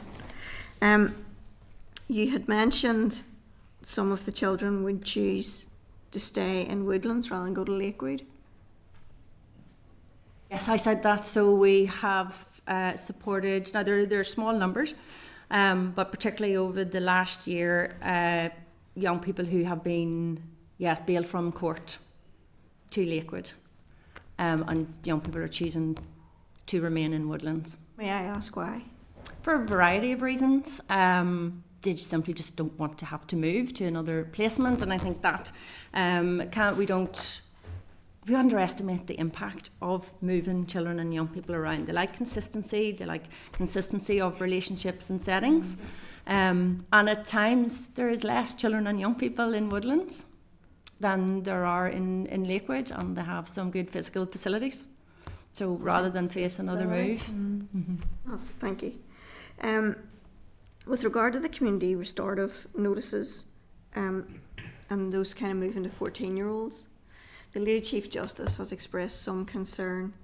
I'm going to paraphrase because I don't have her correspondence in front of me, that maybe those who are under 14 could be coerced into carrying out acts, because once you hit 14, you're going to get a CRN for it, and the children would be dealt with at different ages. Do you have any concerns around that or any thoughts around that? With This is the new order. This is the new order where there's This an is the new age. orders. It's 14. Yeah, Yes. it's 14. Yeah. I still don't think that's I think there's a different issue there in terms of it's the adults who are doing the coercion, so go after the adults. That's not a reason not to commence something which is progressive in terms of children and young people. If it's the concern is that adults would use that to coerce young people into criminal activity because they wouldn't receive. Is that I understand that's what you're. I'm trying to remember actually what the correspondence said. She just had expressed some concern that if that's starting at 14, there might be greater risk to children younger than that. And the children would be dealt with differently by age. So you could have a 13-year-old doing the same thing as a 14-year-old, but the 14-year-old's going to face consequences when the 13-year-old won't. Mm-hmm. Any thoughts on that? If you don't, it's fine. Yeah. If you increase the age of criminal responsibility, then that deals with that completely, and then you wouldn't have that confusion. It just moves it, maybe. Yeah, but we'll see. Be dealt with. Have you any views on the rehabilitation amendment on the bill with regard to the spent convictions and the timeframes within those for children? I'm sorry, I haven't commented No, on that. that's fine. Yeah, it's just a question of if you, it's no problem. Yeah. In the course of the conversation, there was reference to biometric data being held for deterrence. Do you guys have any thoughts on? Obviously, there's also evidence that shows that some behaviours are indicative of there could be problematic behaviour in the future. So, for example, if cruelty to other children, cruelty to animals is indicative that maybe further down the line, this person as an adult would have a propensity towards violence, say. Do you have any views on whether or not there are valid reasons? How do we find the balance between public protection but also the rights of the child within that, whenever some of these things are indicators?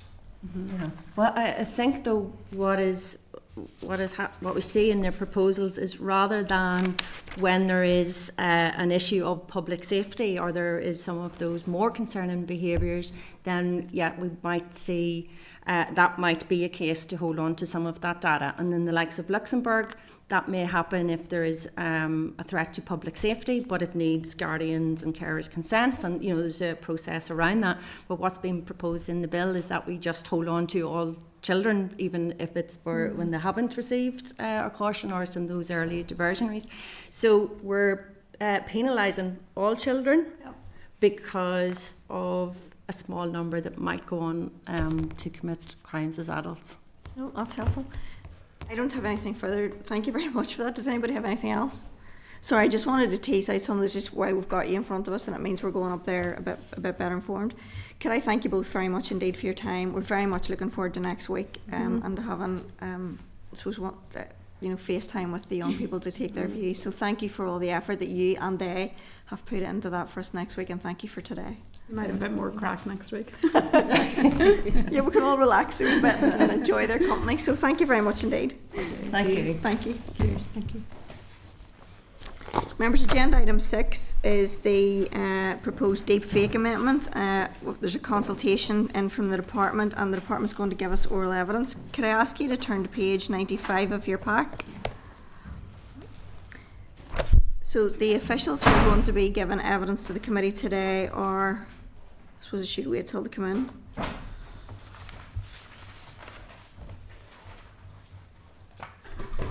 they out there, yeah?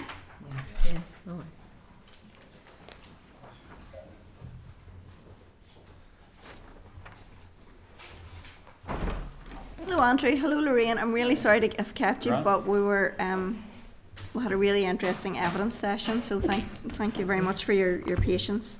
Members, we have Andrew Dawson, who's the Director of Criminal Justice, Police and Legislation, and Lorraine Ferguson-Coote, Head of Criminal Policy Unit. You'll be familiar with both. Folks, you're very welcome to the meeting. Thank you very much for taking the time. I'm going to hand over to you for opening remarks and then open the floor to members for questions. Over to you guys. Thanks very much, and I'll be as brief as I can. We're here just today to talk about our consultation on sexually explicit deepfake images. And as you know, on the 29th of April, the Minister announced her intention to table an amendment to the Justice Bill at consideration stage to provide for Northern Ireland specific offences to criminalise the behaviours associated with sexually explicit deepfake images. The Minister is grateful for your agreement in principle to our approach so far. And we acknowledge, of course, that the inclusion of any such provisions in the bill will be dependent on the outcome of our public consultation, eventual executive agreement, and the drafting that needs to be done. Sexually explicit deepfake images involve a person's image, and it's usually a woman's image, being inserted into sexually explicit content without their consent. And examples of deepfakes include videos where a face is placed on the body of an actor in pornographic material, real images digitally altered so that the body is stripped of all clothing, or images generated by artificial intelligence that resemble the victim depicted in sexually explicit scenarios. I mentioned that it's usually women, and we are aware of at least one research report from 2023, and there are probably others, but this one in particular shows that deepfake pornography that makes up 98% of all deepfake videos online, and that 99% of the individuals in those are women. The department has drafted a public consultation paper, and that seeks views on legislative proposals for how these abhorrent behaviours can be dealt with. The draft of the paper was shared with the committee and with the purpose of informing today's session. We hope that was helpful and provided you with some opportunity to consider the scope of the proposals in particular and identify any concerns that we might be able to help with today. I should highlight that the proposals relate to sexually explicit deepfake images of adults only. This is because there are already protections in place in respect of children. Under Section 3 of the Protection of Children Northern Ireland Order 1978, it's an offence to take, make, distribute or show an indecent photograph or pseudo-photograph of a child under the age of 18. The proposals in the consultation aim to criminalise a range of behaviours associated with sexually explicit deepfake images, and these are as follows. Number 1, intentionally creating or requesting the creation of the images without consent or a reasonable belief in consent with the intention of causing humiliation, alarm or distress to the person depicted in the image. Number 2, intentionally creating or requesting the creation of the images without consent or a reasonable belief in consent for the purposes of sexual gratification. Number 3, intentionally sharing the images without consent or a reasonable belief in consent with the intention of causing humiliation, alarm or distress to the person depicted in the image. Number 4, intentionally sharing the images without consent or a reasonable belief in consent for the purposes of sexual gratification. And finally, number 5, threatening to share the images with intent to cause fear or distress to the person depicted in the image. In relation to the creation of images, it's important to note the exponential rise in so-called nudifying apps, which appear to be readily available online and which essentially alter a clothed image of someone so it appears realistically nude. Therefore, creating realistic deepfakes is no longer limited to experts. The proposals are designed to try and take account of technical developments such as this. Technological developments, I should say, such as this. In developing the proposals, we considered provision in other jurisdictions, but we're mindful that any offence structure here should fit appropriately within the existing sexual offences legislative framework in Northern Ireland. The proposals outlined above in respect of deepfakes are based on the existing image-based sexual abuse offences of upskirting, downblousing and cyberflashing already provided for in the Sexual Offences Northern Ireland Order 2008. It's proposed that the behaviours should be dealt with as hybrid offences, that is, triable either in the Crown Court or Magistrates Court. Such an approach provides the ability to reflect the varying levels of seriousness of the offending behaviour and allows for the prolific offender or the offender who demonstrates a risk of sexual harm to others to be dealt with appropriately by the courts.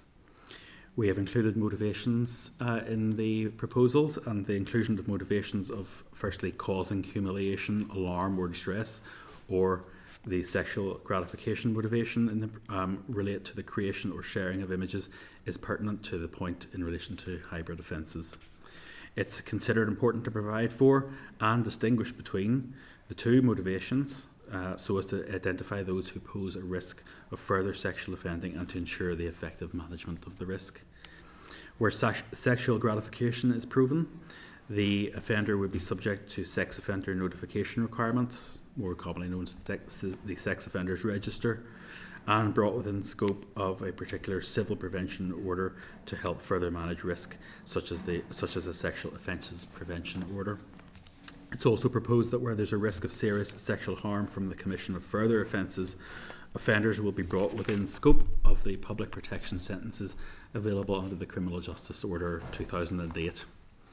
For the proposals to deal with those who threaten to share the images, the motivation of an intent to cause fear or distress is considered more appropriate. It's also proposed to include a recklessness element in the offences. This is an attempt to guard against over-criminalisation, particularly of the young or vulnerable who may not have thought through the consequences of their actions. This is particularly relevant as while the offences relate to the creation and sharing of images of adults, suspects over the age of criminal responsibility of 10 years old will be liable for prosecution. In the consultation, we've aligned the proposed penalties with the existing image-based sexual abuse offences I referred to earlier, namely on summary conviction up to 6 months imprisonment or a fine or both, or on conviction on indictment up to 2 years imprisonment. Lastly, we've not proposed a definition for the term sexually explicit deepfake images at this stage. Looking at legislation in other jurisdictions, varying definitions have been applied, and it's important that any legal definition captures all potential aspects of these images and also that it keeps pace with advancements in technology. We are, however, seeking views on the definition that should be applied, and once we've got views, we will, in liaison with our legal advisors, inform the proposals to ensure that all images of this type are captured by the proposed offences and are future-proofed. In terms of next steps, we plan to publish the consultation early in July to run for an extended period of 10 weeks to allow for the summer period. I do appreciate that consultation over the summer isn't ideal, but again, it's necessary on this occasion just to allow us as much opportunity to use the Justice Bill as the vehicle to effect these proposals. So with that, that's a brief overview, and we're happy to take questions. Andrew, thank you very much. Morris? Thank you very much, Chair. Thanks very much for your presentation. It's an alarming situation that we're in, that IT and AI is progressing so quickly. But what cooperation have you had from the social media companies, the TikToks, Facebook, X, all those? You know, every computer that logs on has got an electronic stamp. It's got an IP address. How can you force those companies to hand those IP addresses over to the law enforcement if something were published, and what cooperation are you getting from them? So we wouldn't deal with that specifically in the deepfakes amendment that we're proposing to bring in the Justice Bill. However, I suppose the Online Safety Act 2023, which received assent that year, does have a number of levers to provide for online platforms to remove illegal content. That Act sets out a list of priority offences. And I think there were, a few well-documented cases where that legislation was used in respect of a number of big online companies. Yeah. Lorraine might be. No, that's right. As Andrew More said, familiar. there are the provisions. If once this is criminalised and we have offences created, then that will come within the auspices of the Online Safety Act. And already there's been a big change. Certainly Ofcom, who oversee and regulate the provisions of the Online Safety Act, has seen a trend of companies taking notice. In fact, the creation of deepfake offence in England and Wales, which went into the Crime and Policing Bill, once they had announced they were going to do that, a couple of the big companies blocked UK users because they knew there would be consequences. As Andrew said, you know, they have the very specific responsibilities, particularly, you know, with UK users, and they can be fined up to £18 million or 10% of their global revenue. So there are particular provisions. Now that's reserved space, so that wouldn't come within it. But what we would be seeking to do is criminalise these particular behaviours so they come within you know, the auspices of this particular provision, and allow the legislation to take its effect.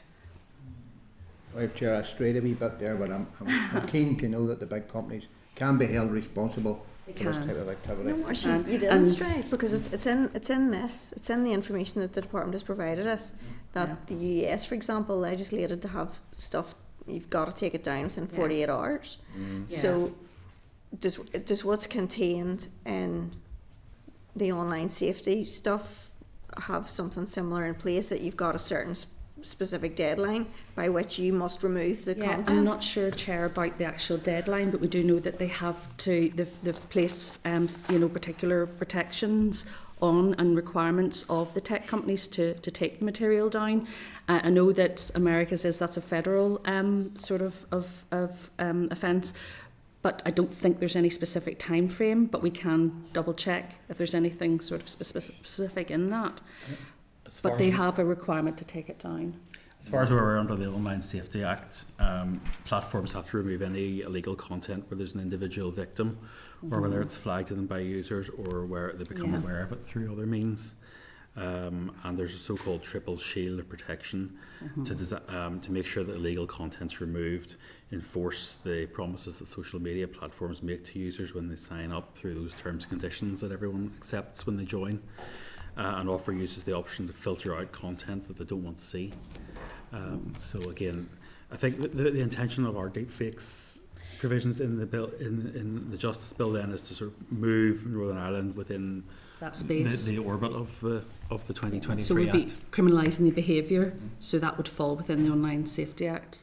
At the moment, England and Wales are covered, Scotland for sharing, but there's definitely looking at for Northern Ireland. Sure. Marcia, you finished? Yes. Yeah, thank you. Okay, Connie.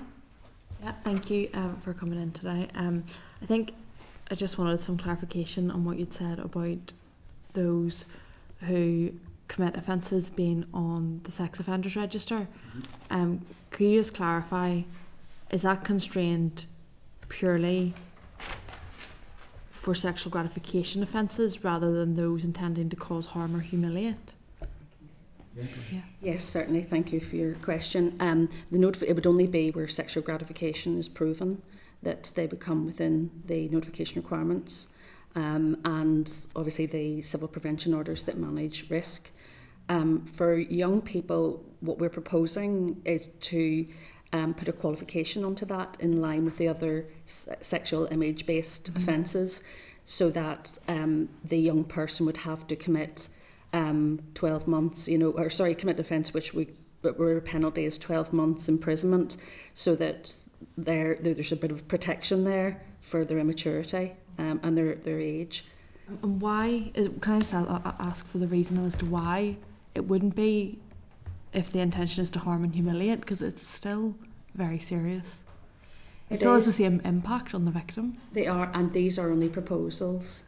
So we have brought these into line with the upskirting, downblousing, cyber flashing offences, and that's what's provided there. But as I say, these are only proposals. So, I mean, a very interesting fact is that in England and Wales, the creation offence, it's a summary-only offence. You know, there's not a hybrid. And what we're saying is, and proposing really, is that because of the seriousness to creation as much as to sharing, that we should offer the opportunity then for the more serious end to be dealt with through the Crown Court if necessary. So we're trying to get that balance right, and the temperature of the public in responding. Because what we've done is we've garnered information from the other jurisdictions, from our current legislative framework, and that's given us a good basis for our proposals. And then, it's out to consultation, so people that are a bit more knowledgeable in that space in terms of the experience on the ground can inform this. Okay. And the last question then would just be to ask what kind of engagement you've had with the PSNI in regards to how they will operationalise this, because online world obviously it can be very, very difficult to navigate, and you could have a situation where people from Northern Ireland are affected but the person committing the crime is not in Northern Ireland. So how have you engaged with the PSNI in regards to how this will be operationalised? We've had very early engagement with all of the criminal justice partners, including the PSNI, so we haven't had any particular responses or views back on our proposals as yet. I think it was down to the timing and us progressing and drafting the consultation so that we can meet the time frame of the Justice Bill. So at the moment we have that engagement. They've seen our draft proposals and we'll be engaging with them further in tandem with the public consultation. Because our intention would be, and I'm sort of jumping ahead, is that we would propose, commencement would be made in royal assent, for example. So we want to be fully engaged with the partners all along to make sure that by the time royal assent comes, that we're operationally ready to commence the provision. Well, that's great. Thank you. It's okay.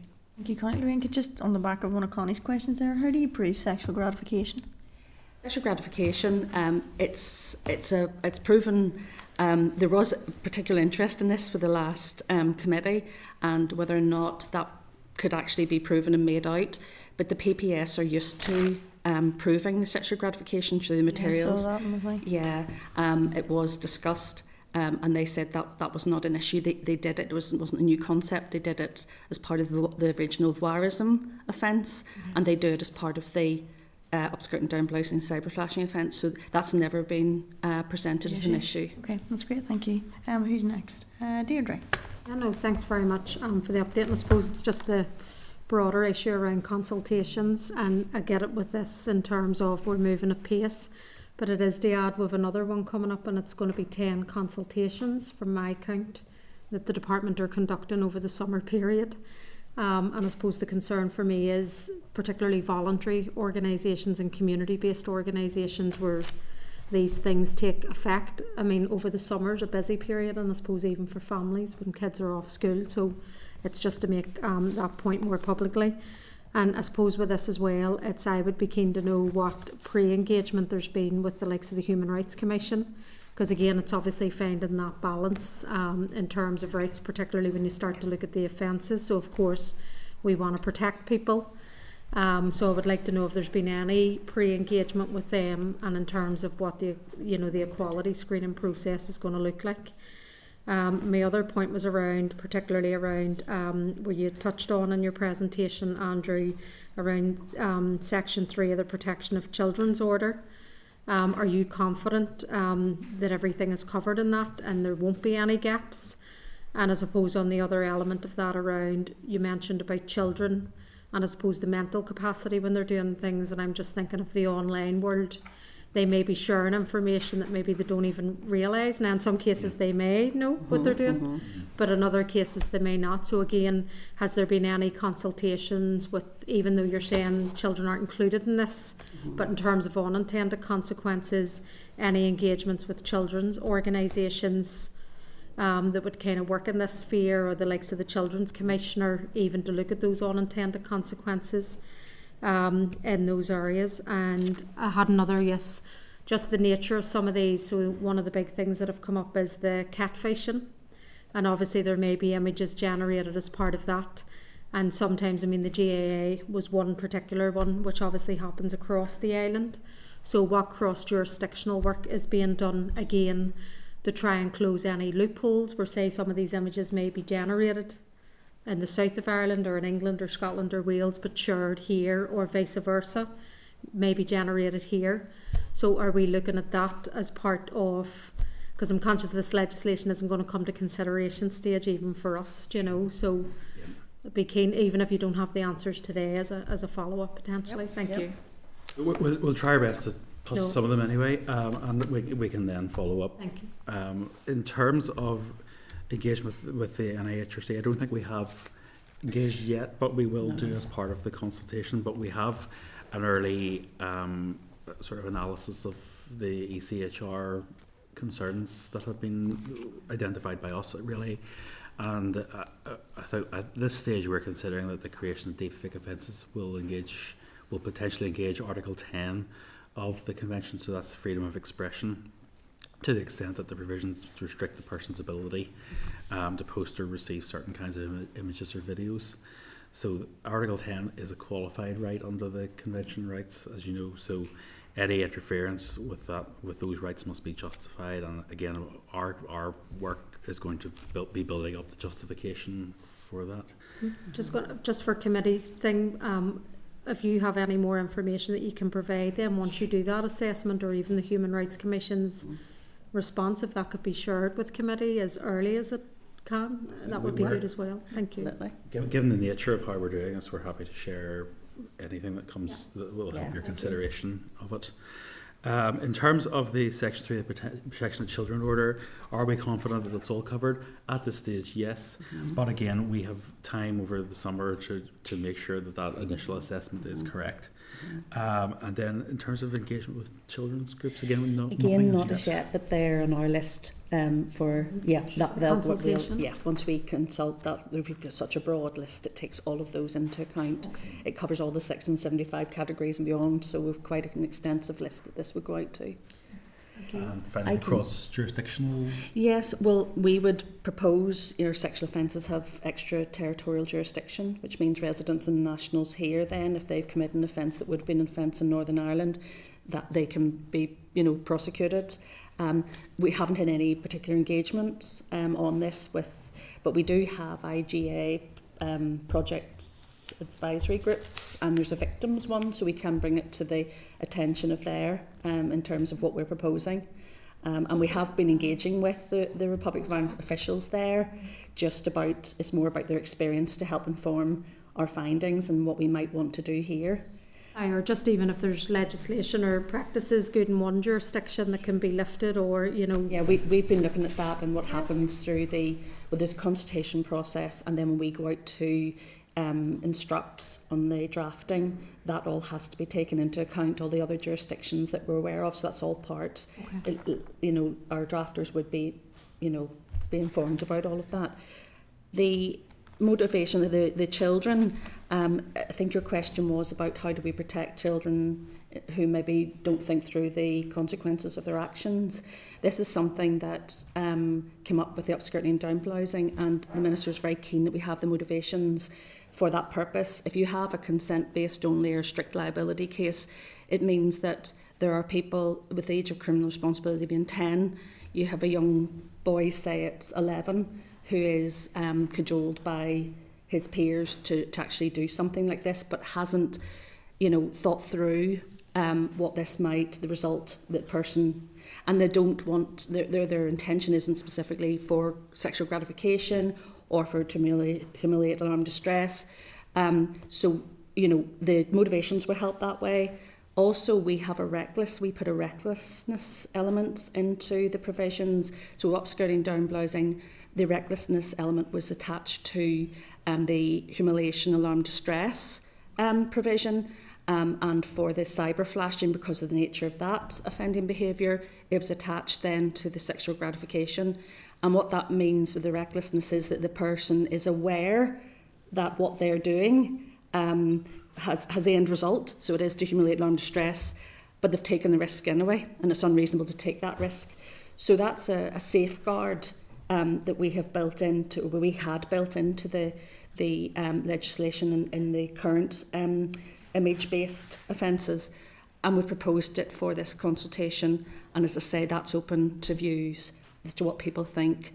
And I hope we've been clear in the consultation in spelling that out, that those do help drive down over-criminalisation and protecting the young who maybe don't think through their actions, because this is becoming increasingly prevalent. And the Notify apps, you know, there's a lot of, say, participation with young people with technologies. And it's just, as Andrew said, it's not the experts now. This is coming into the hands of our children, and they're creating these. So, you know, a lot of the time maybe peer pressure is involved, and we just don't want to bring someone in, you know, a child into the criminal justice process, maybe who doesn't necessarily need to be there, but with those I think it'd be useful now if there's similar kind of safeguards, one way or the other way, do you know, in terms of if it is used in those other cases, then just to make sure that, are there any gaps that have even been identified with the legislation that's already in place? And I suppose, I mean, it's just when you listen to the BBC this morning on children having phones as young as 6 now, do you know? No, I'm not saying there will be cases maybe where young people have deliberately shared, but I suppose mental capacity and all of those issues, and if it's at a very young age now where they have this technology, and my concern would be the safeguards in terms of those that are even targeting children, you know, online as well, and where they're sending them the information, and then if a child, without knowing, really sends that on, do you know?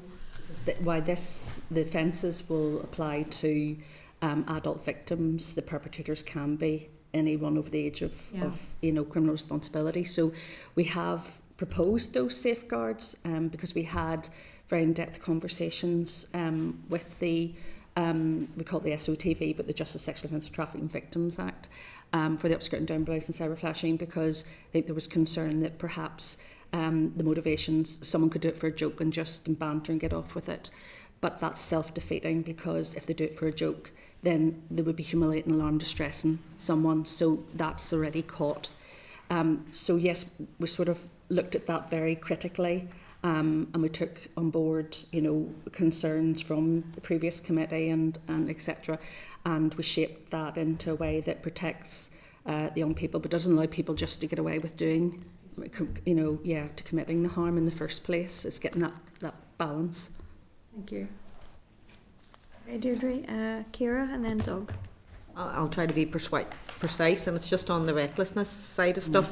You give a case study in relation to Spain, and that's young school children given probation for creating and spreading AGI or AI generated images of female peers, and they were ordered to attend classes on gender and equality awareness and stuff. So just asking what consideration has been given to possible positive obligations, including training and education as part of the criminal justice response, and then just secondly, maybe what more maybe will be done by the department in respect of public education and awareness raising in respect of deepfake offences, because I'm just conscious as well, this consultation, very much welcome it, but it is in the month of July, which is not the ideal time, so it's really critically important for direct engagement in relation to the consultation, but also utilising it as an education piece, so people be more educated on it. So just your thoughts on Yeah, well, certainly, if we're talking about how we engage at this stage in terms of you know, getting views, well, that will all be carried out through the consultation process, and our press office would be involved,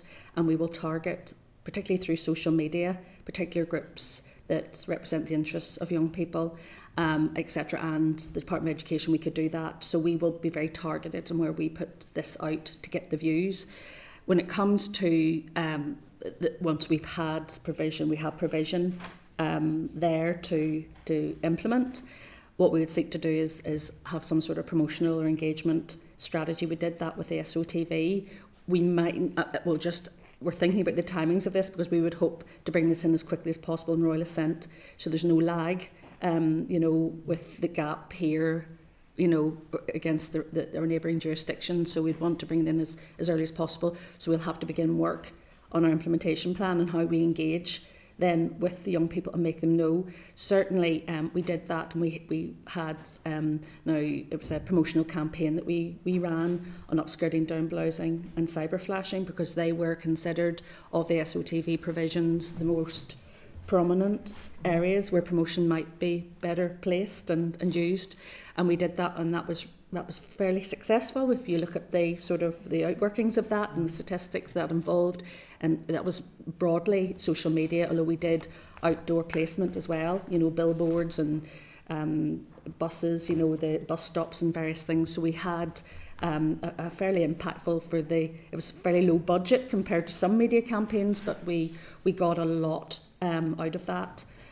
So we will consider things again in terms of the level of promotion. We do utilise our own press office and try to do as much as we can in-house, but there may well be opportunities if we have some money to do something a bit more. But that will be down to budget. And just in relation to the positive obligations possible, is that part of the consultation process within the questions, or what other options positive for particularly children and young people, vulnerable children and young people? In terms of what we might do to rehabilitate or work with them. Yeah. I mean, that would probably come within the ambit of the general criminal justice system, the work that the Youth Justice Agency, etc. does. So, in line with other offences. But we certainly have engaged with the Youth Justice Agency as well. They're aware of this particular consultation proposal, so we can work with our colleagues on that, if that's helpful. Yeah, thank you. Okay, Ciara, thank you. Doug? Thank you, Chair.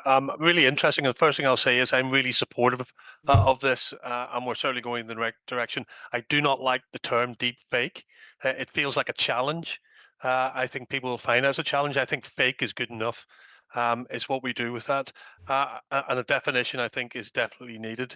I think Connie raised some really good issues about harm and distress and humiliation. And I was just looking at the penalties that are down for the offences under Article 71A, 71B, and 72A, and they're pretty minor penalties, if I'm perfectly honest.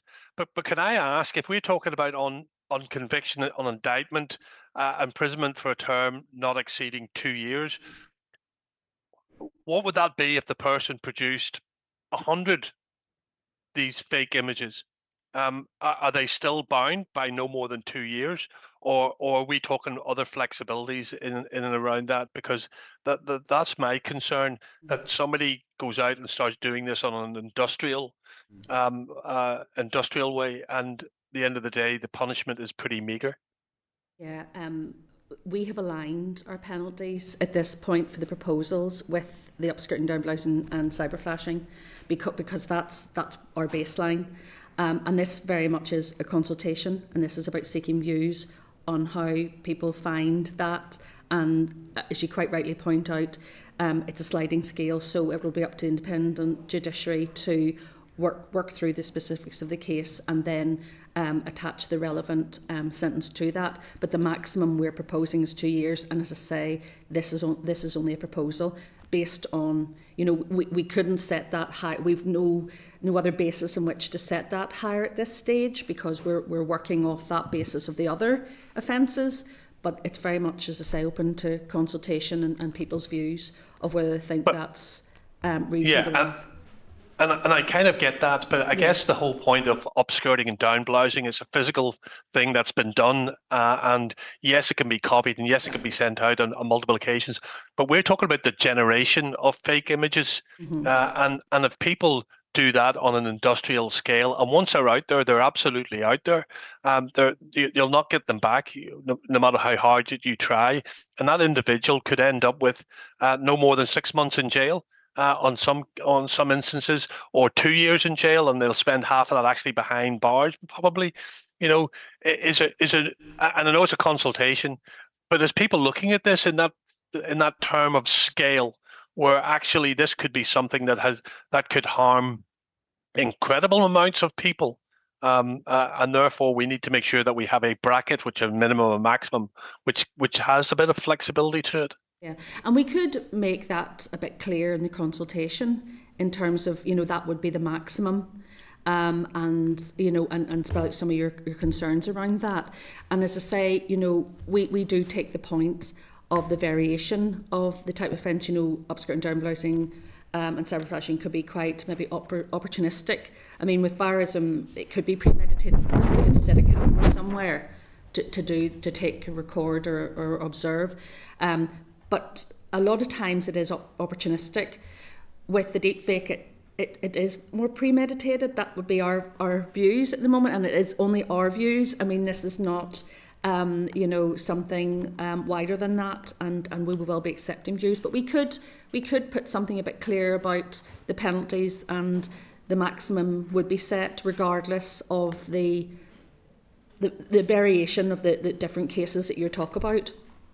Yeah, and That's I would say helpful. fake images that are being generated are absolutely going to be premeditated, and they're so easy to do now because of the AI tools that everybody has to hand now. Even if you go on to X, you have an AI tool there which will pretty much do whatever you want it to do. So it's very, very simple to be able to do it. I think it's going to be very difficult to fight against it.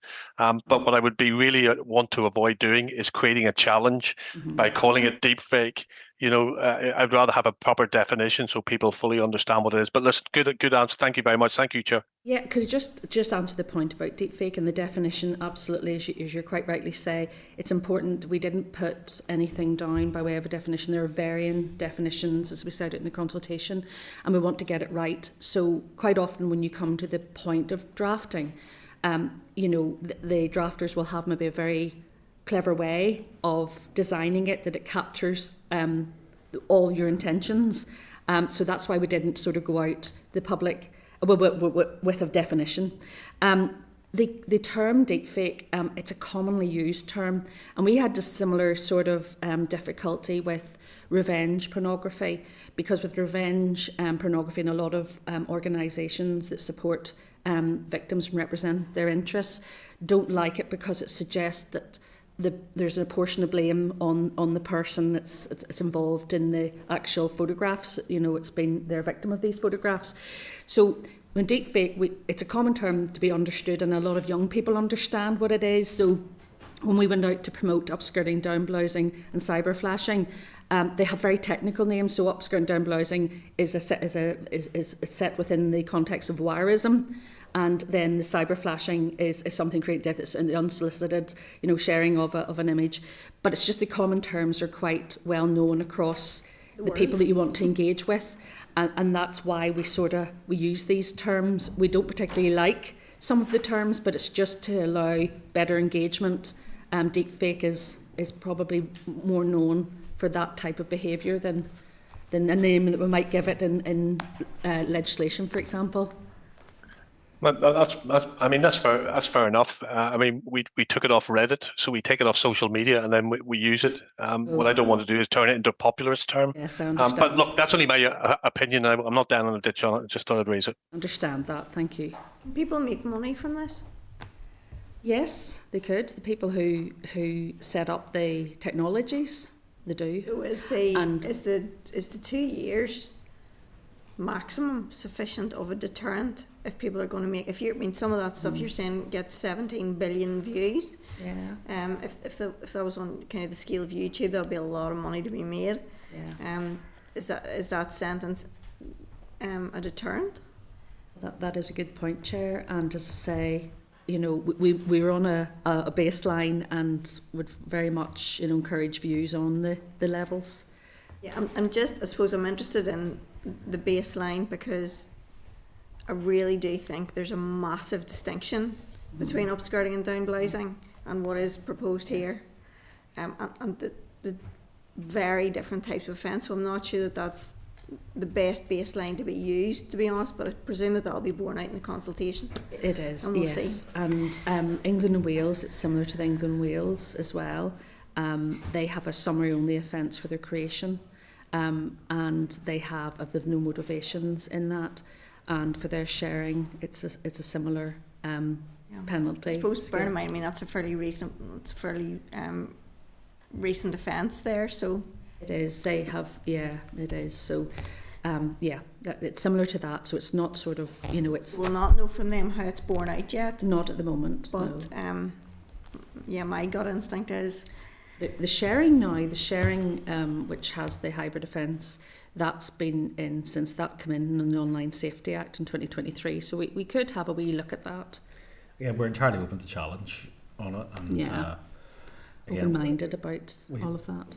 I think we felt it was an appropriate benchmark to use in terms of the existing new offences that we have. But again, Knowledge of variations. We could be wrong.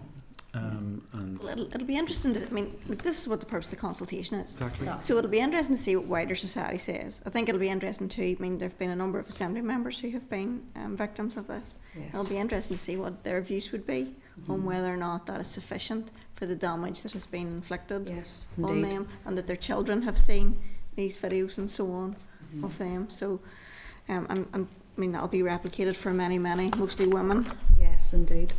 Across the piece. So, no, anybody got anything further? No? In that case, folks, thank you very much indeed. Thank you. All the very best, and we'll look forward to seeing you again then whenever the responses come back. Okay. Sorry for the consultation. Have you agreed that? No, it says early July, but you've no. We've just a bit of finessing to do, and obviously we'd like to take Mr. Beatty's, concerns into account as well. And then we'll be producing this for the Minister's sign-off, and we'll get that out as soon as possible across a wide distribution list. Thank you. Okay. And it's 10 weeks, if we did say it was 10 weeks. Yeah. Thank you. Thank you very much. Thank All you. the best, Andrew Bowler, Lorraine. Thank you. Apologies, Chair, I'm going to have to head on. No problem, Thank you. See you Connie. next Thank week. you. Agenda item 7 is the raised written paper. Could I ask you to turn to page 126 of your pack? You'll remember that the Minister plans to table amendments to the Justice Bill regarding access NI filtering, so Race has prepared a paper providing overviews of those proposed amendments. Are you content to note that paper for now, or do you require any further information or clarification? Deirdre? Just really to add, if we could put the scrutiny points at the back of the paper into the department for answers. I think there were some good questions that were raised. Members agreed to do as that? part of that on page 145. Members agreed, yeah? Yeah. Thank you. Judith is continuing to work on other research papers on organised crime and live links. They're not going to be ready for next week's meeting, but as soon as they are ready, they'll be circulated to members over the summer period so that we can take a look if anybody wants to be working on the bill during the summer. Agenda item 8 is Justice Bill written papers. Could I ask you to turn first of all to page 148? So these items run from 148 to 204. 8.1 is corresponds from the Department of Justice. It's a response regarding restorative justice accreditation. At our meeting on the 22nd of May, we heard legal advice on the human rights aspects of the restorative justice amendment to the Justice Bill and agreed to ask the Department for updates and clarity on several matters related to the restorative justice amendment. You'll see that response at page 148 to 152. Are you content to note that, or do you have any further information or clarification that you require? Sure. Yes, Deirdre. Sorry, just a note from my perspective so far with the response. I mean, I am concerned with the amendment in terms of the accreditation and that moving to the Minister. I would be concerned in terms of accrediting and then the oversight of it. And obviously, just again to emphasise, I know we'll be going through this as we consider it in the bill, but just the importance of the community-based restorative justice provisions. And that has to be a key part of this going forward, but it's just to kind of note that at this point. Right. Members, could I just flag up, at this stage we're only just court, so if anybody goes, we're not court anymore. Okay, so We'll have to stay. So stay in place, please, or else run and we can all get out. That's one or the other. No, I'm only joking. I appreciate if people would stay. Right, there's two things that occurred to me. One of which was if there's all these organisations to which people can be referred, how is it going to be determined to which they will be referred? We haven't got any detail on that, and I think we'll need to follow up on that at some point. Also, what became apparent in that was people can apply to be accredited, but there won't necessarily be any funding for training or any training. So I'm not clear then how the accreditation process works in the absence of that training. So maybe we'll need to follow up on that at some stage. Just timelines as well. It's quite vague as to when they plan to go on ahead. Yeah. They're saying it later this year sometimes, so it'll be useful just to also think set up the context. there are issues around the CJINI review. It's not clear that in the course of people's 3-year accreditation whether CJINI will review them at all. And frankly, I think everybody who's engaged in this kind of work should be reviewed by SEGINI at some point in the course of the 3-year period. But we'll see how. You want to write and all that Do we at the want to moment? do we want to write on that now, or do you want to hold till we get some further information? You want to write now? Yeah, why not? Yeah, I suppose we'll write now and get it. See what to say. Sure, we're still waiting on responses, aren't we, from Yes. alternatives and CRJ as well? We're also in responses from the department about the IPL too, aren't we? Yeah, we are. Yeah. Okay. So that's still to come in on that on the same issue. Okay. Right. Item 8.2 and 8.3 are responses from the PSNI following the oral evidence session on the 10th of April and the response regarding the Justice Bill repeal of vagrancy legislation. Just as background, at our meeting on the 10th of April, when the committee heard evidence from the police on the Justice Bill, the witnesses agreed to provide the committee with a copy of the draft service instruction relating to the release of images and a list of when it is deemed legitimate and proportionate to do so. Information on what other legislation could be used to deal with any gaps or unintended consequences resulting from the repeal of vagrancy legislation, and also clarification on the PSNI's views on the injury on duty scheme to be transferred from the police board to the PSNI. You'll see the PSNI's responses at page 155. At our meeting on the 15th of May, when the committee heard oral evidence from the Law Society on the Justice Bill, we agreed to ask the PSNI for information on their operational experience of dealing with vagrancy under the current legislation, and we also asked if there's any evidence of links with organised crime in relation to begging within Northern Ireland. You'll see again the PSNI's responses, page 161.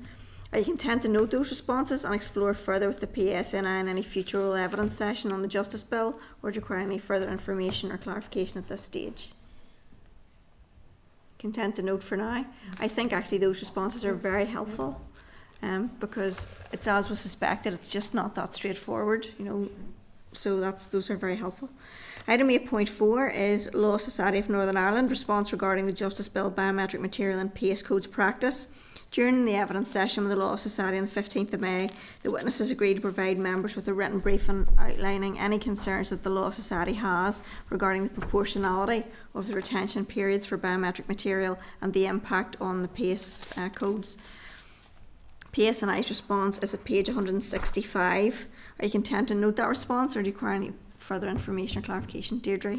Yeah, no, Chair, it's just to say again, it's another really helpful paper, which obviously is on the same areas that we would have concerns or more questions about. But I think if we're coming back to the biometrics after the summer period, I mean, the Law Society do propose some addendums around power, you know, and built in around the Magistrates Court in terms of requesting a review. So I think it's something that we maybe need to explore at that point with the department. And then also the verification on the deletion of data. So without getting into it now, maybe just that we come back to this paper, or, you know, there are questions that we can put to the department when we'll have more engagement on the biometrics. I think, to be honest, we're going to need to take each section in turn and just work our way through it and bottom it all out. Yeah, 100%. You know. Right. 8.5 is our roundtable event on the 5th of June, and it's a note of discussions. You'll recall we held a roundtable event in the Long Gallery with grassroots community organisations to take their views on elements of the bill. At page 171 to 176, the committee team has now drafted a note of the event, and that compiles and captures the most salient aspects of discussion by attendees on the various aspects of the bill and the proposed amendments. Are you content to agree those notes and forward the note of discussions to attendees for information? Agreed, yeah. Agreed. Thank you. Item 8.6, Justice Bill request for further information, starting at page 177. And that's the document prepared by the team, the weekly one that tracks all our requests. Are you content to note that? Noted. Thank you. Agenda item 9 is Police Pensions Amendment Regulations. It's another consultation. It's a written paper from the department, starting at page 206.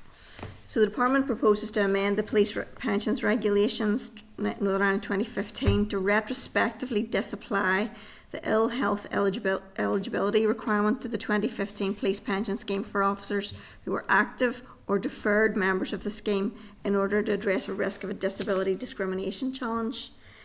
As outlined in the consultation document, the proposed changes will provide active members of the 2015 scheme with the option to remove potential indirect disability discrimination in the police pension scheme for the period 1st of April 2015 to the 31st of March 2024.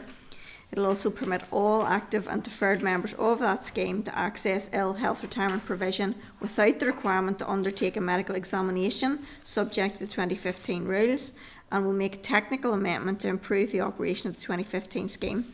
The consultation is going to run from tomorrow, that's the 27th of June, to the 2nd of October. Subject to ministerial agreement, the Department anticipates that the SL1 proposal for the related statutory rule will be provided to the Committee in late November. Are you content to note that paper and consider further when the results of the consultation and the SL1 are available, or do you want any further information or clarification at this time? No. Content? Yeah. Thank you. Agenda item 10 is out of court disposals. It's another consultation on proposed changes, and it's a written paper from the department starting at page 235 of the pack. You'll see there the department has advised the committee of its intention to consult on the proposed expansion of out-of-court disposals, including penalty notices in the Justice Act Northern Ireland 2011. The areas of focus are penalty notices to expand the range of offences for which a penalty notice can be issued by the PSNI, along with a revalorisation of the fixed amounts payable, and prosecutorial fines, so enhancing arrangements for prosecutorial fines to examine whether powers can be provided to prosecutors to enable them to issue penalty points alongside a prosecutorial fine for low-level driving offences. The department intends to launch the consultation on the 7th of July, is that right? Yeah. Sorry. Miles, right. Never mind that. Yeah. Okay. The department intends. I'm forgetting that it's just the end of June. I'm willing the time away. Right. The department intends to launch the consultation on the 7th of July, and it will last for 12 weeks. Are you content to note that paper and consider further when results of the correspondence and the way forward are known, or do you want any further information or clarification? I'm content at this point.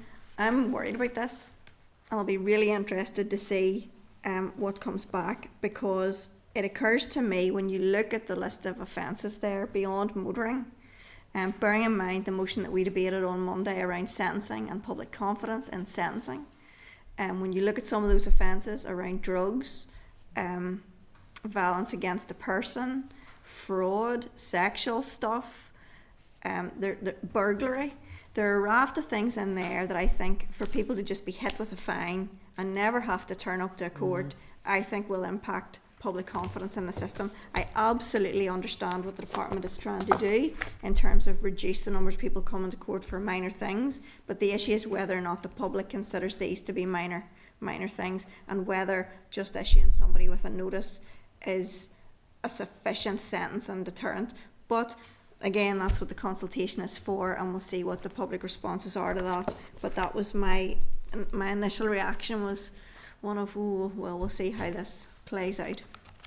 Deirdre? On that point, because obviously it will feed into the kind of sentencing bill that will come later this year, and we'll see what's in that as well. Yeah. But I suppose, I'm assuming when the consultation results come back and they're looking at next steps, we'll get an oral briefing at that point as well, or even at least get an update initially on the consultation response. Yeah.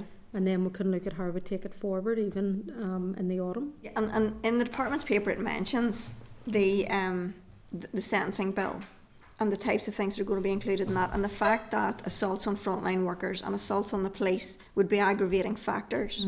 And yet what it's suggesting in this is if you assault a police officer, you'll get a fine. Now, that's completely at odds with the Let Them Protect campaign that has just been launched by the Police Federation. It's also completely at odds with what the judges are saying as a result of recent unrest. So, I understand what the department's trying to do, but we'll see what's borne out in the consultation. So beyond that, are we content then to just see what comes back? Yeah? All right, thank you. Agenda... Just on that, and I would agree with you, it's that threshold that might be within the justice system, but not necessarily the threshold of what the general public actually think, and there is that gap. Yes. And obviously there's other areas regarding understanding and stuff, so that's why, how do you ensure that there's a direct engagement with the general public on that? I would just like to ask the question, how are they going to ensure that the general Are they public, going to publicise the consultation is what you're asking? that the ensure general numbers public of can people really will be engage? clear what this is about in relation to the type of offences that are being considered for this out of court disposal? Well, maybe in light of the conversation that we've just had, maybe some of those issues can be flagged up and we can raise our concerns around ensuring that Yeah. as many members of the public as possible are made aware of this, and ask the department how it intends to ensure Yeah. that the public does feedback and engage on this issue. Deirdre? I'm just wondering, outside of the consultation then allow it to go ahead, could we ask for any policy work that's been done in this area to give us an understanding of what is leading them to the questions they're asking? You know, the way the Human Rights Commission would have said before on other parts of worker bills, that they obviously do the policy formation then that will kind of, you know, lead to the consultation. So could we ask if they've done any thought or work, what has led them to some of these questions? I thought that some of this was about the numbers of things that are being brought to the magistrates court, which ultimately result in a fine. Yeah. So that's the policy area. So it's to try and pull out what is considered to be the minor offences, pull them out of the court system to speed up the other cases going through the magistrates court. Policy. Sorry, Chair. The policy background is set out in the Page 242. It starts at page 242, but it's whether you're thinking of more detailed research. Is there something than else that that or you're something? looking for, Deirdre, or is it more than that?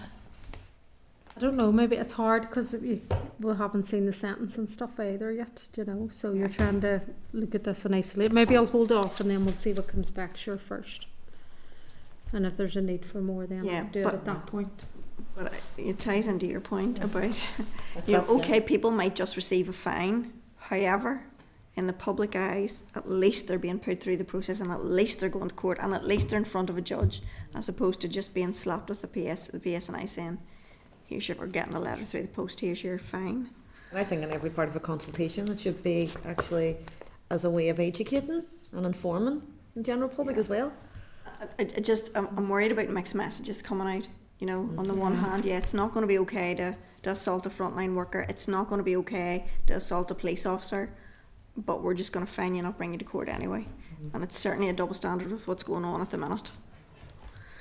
Right. Sure, just to be clear, raise the concerns about the type of sentencing and the need to ensure that it reaches as many of the general public as possible, and that they have a clear understanding of what the type of offences that are being considered are.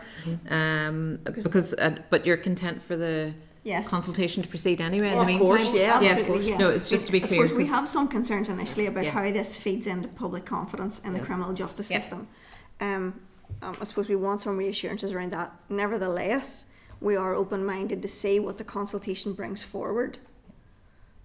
You know, is that a fair enough assessment? Yep. Yeah. Caveat Right, okay. in a summer consultation. Hmm? Caveat in it with a summer consultation. Yeah. Agenda item 12 is correspondence. There's a correspondence memo and 17 items of correspondence beginning at page 279 in the pack. I'm going to draw your attention to a number of the items and then I'll open the floor to everybody else. Items 11.6, 11.7 and 11.8, starting at page 291, are all responses from the Department of Justice, the Department of Finance and the Committee for Finance regarding the Legal Complaints and Regulation Act 2016 and the establishment of the Office of the Legal Services Oversight Commissioner. Members will be aware the statutory rules that these items of correspondence refer to were approved by the Assembly on Tuesday of this week. Have you any comments you want to make or any responses, or do you require any further clarification? I think it's poor that we're receiving these papers after the event. I remain concerned that this is a retrospective levy. The Commissioner will not at this stage have to live within a budget because it will be applied retrospectively. We're not clear about expansion powers. We're not clear about reviews. All of this is to be implemented by the 1st of September, and I am not clear that the Assembly should have moved on this, certainly on the levy part, until all of those things were nailed down and it was properly understood and the ducks were in a row in terms of establishing how this is to be calculated, how it's to be collected and how it will be future-proofed, because there's a lot of unknowns in there in terms of the cost of a commissioner, the cost of offices, how it's going to work. So I remain concerned about the blank cheque, but we'll see, and it's done now. But it's disappointing to receive those papers after members have already taken the decision.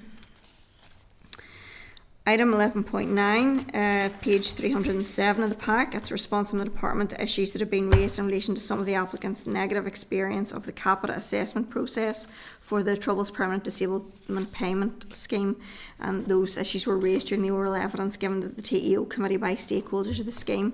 Does anybody have any comments they want to make on the response, or do you require any further information or clarification? Deirdre?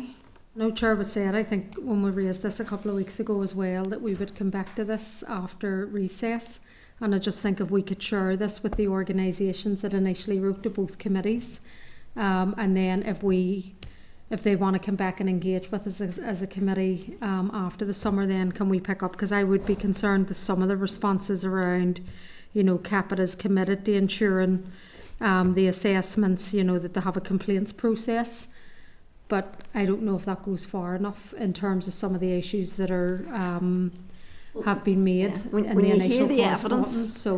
When you hear the evidence, that might be CAPITA's intention, but the outworkings can be very different for people. And it's okay. Well, having heard the outworkings, now, how effective do you consider your processes are, and do you need to look at them? But yes, I absolutely agree. So I suppose first of all, then. Are we content to forward the response to the TEO committee for information? Agreed? Agreed. Right. And presumably then we're also content to copy in this response and the department's previous response to the TEO committee and the organisations who contacted the committee in this issue. Right. Yeah. Okay, thank you. Item 11.17 is at page 338, and that's corresponds from several individuals regarding post-19 support for adults with complex needs in Northern Ireland, which has been copied in a number of assembly committees and ministerial private offices. Members, you'll see from the correspondence this matter falls into the remit of the Committee for the Economy. And it's in my brief that are we content to respond to the individuals advising that's the case. But I want to add something to that, because I think this is exactly the kind of thing that should be being fed into the AERC review. This is exactly the kind of thing where there are cross-cutting issues impacting many departments, but it's very difficult for the Assembly to coordinate responses and actually deal with issues in each of these places. And what results then is the consequence of that are that people are bounced from place to place and told, no, you need to send that to this person. And I don't think that's a helpful way for us to be engaging with our citizens. So this is exactly the type of thing that I think we need to be feeding into the ARC. And I think we should tell the correspondent that there is ARC looking into these types of issues, because we're aware it's not the best service that can be provided to citizens who raise significant issues with us. Are members content with that? Great. Sure. Right. Thank you. Then we've got the Public Accounts Committee report on reducing adult reoffending in Northern Ireland. Members, an advance copy of that PAC report was circulated to members via email yesterday for information just in advance of its publication today. Just a reminder that PAC is going to retain primacy over that report, at least until the memorandum of reply to the report is being considered in a few months' time. Are you content to note that report in the meantime? Yeah? I'll come back to it. Thank you. Other items of correspondence. Are you content to note the other items of correspondence, or do you have any comments you want to make? I've got one, and that is the page 319 from the IMB. It's my view, in light of the issues raised from the IMB there, we should receive a briefing from them about those issues. Would members be content with that? Great. Yeah. Thank you. Does anybody have anything else in the correspondence they want to raise? Just, Deirdre? Chair, I know it's embargoed in terms of 11.15. Yes. Just the prisoner ombudsman, and obviously it's awful case, but it just said in it around in terms of the deceased. However, the case does highlight a number of broader issues, but it doesn't really say what those broader issues are. And obviously feeding into just the prison issues more broadly, it would be good to maybe try and get at some point a sense of what they are. Or maybe we can pick some of this up anyway if we do that engagement with... We're expecting to have Darren in, and we wanted to let him kind of bed into post a bit get the staff and complement and so on sorted out, and then, have a conversation with him. But absolutely, I think that that's something that we do need to follow up and understand, and clearly there are gaps there, and it's very difficult because if individuals, decline, what can be done is limited, but nevertheless, it would be helpful for us to understand what he considers are the issues you raised, Deirdre. So, Chair, are you content then to address that in an oral Whenever- session yes, then? whenever we get okay. the prisoner ombudsman in. But if you guys suppose could take a note just to remind us of those points. Yeah. Thank you. Okay, agenda item 12 is the forward work programme. There's a proposed DOJ forward work programme, that's page 355, and then an updated committee forward work programme at 356. Are you content to note that? Hold on, let me have a couple of bits I need to raise with you first before you note anything. The crime and policing bill, there's going to be a second LCM. So the department had previously advised the committee that a second LCM might be required for the crime and policing bill, and that it could be required before the summer recess. The clerk's been in discussion with departmental officials and has received correspondence confirming that the second LCM will be required and outlining the provision that is proposed should be included. The department has advised that it will be necessary for it to undertake some work on this over the summer period, and it wishes to engage with the committee before the summer recess begins, so that means that this item needs to be added to our agenda for the meeting on the 3rd of July. Now, we're scheduled to have a really short meeting on the 3rd of July because we've obviously got the roundtable event. So it's proposed that this item is included on the agenda as a written briefing, and then departmental officials be in attendance to respond to any immediate issues that we may have. And then a formal oral evidence session will be scheduled for the committee's first meeting after the summer recess. The department has indicated that the LCM wouldn't be agreed prior to the beginning of the Lord's report stage, and that's currently scheduled for early November. Are you content with that approach? Yes, members content? Yes. Justin? Sure, listen, I want to talk on definitely not related to that specifically on terms of forward work programme. So Sorry, tell me again. I want to talk to about a different item, not specifically related to what we've just spoken about on forward work programme. That's okay. Right, go ahead, Justin, you raise that now before we agree anything. Okay, just sentencing bill wise, we saw this week where sentencing was an issue in relation to technology assisted child sexual abuse, and where major concerns were raised. I propose strongly that we invite Mary Collins Foundation, a lady called Karen Garland, to come into for the committee, and also John Gamble, who we heard on the BBC yesterday from the INEC Safeguarding Group, to present to us on the sentencing bill in relation to what they receive as low sentencing or not severe enough punishment for those involved in technology assisted child sexual abuse in particular. Okay. Justin, can I check with you? So obviously we don't have anything yet in the sentencing bill, and it's not due to come until the end of the year.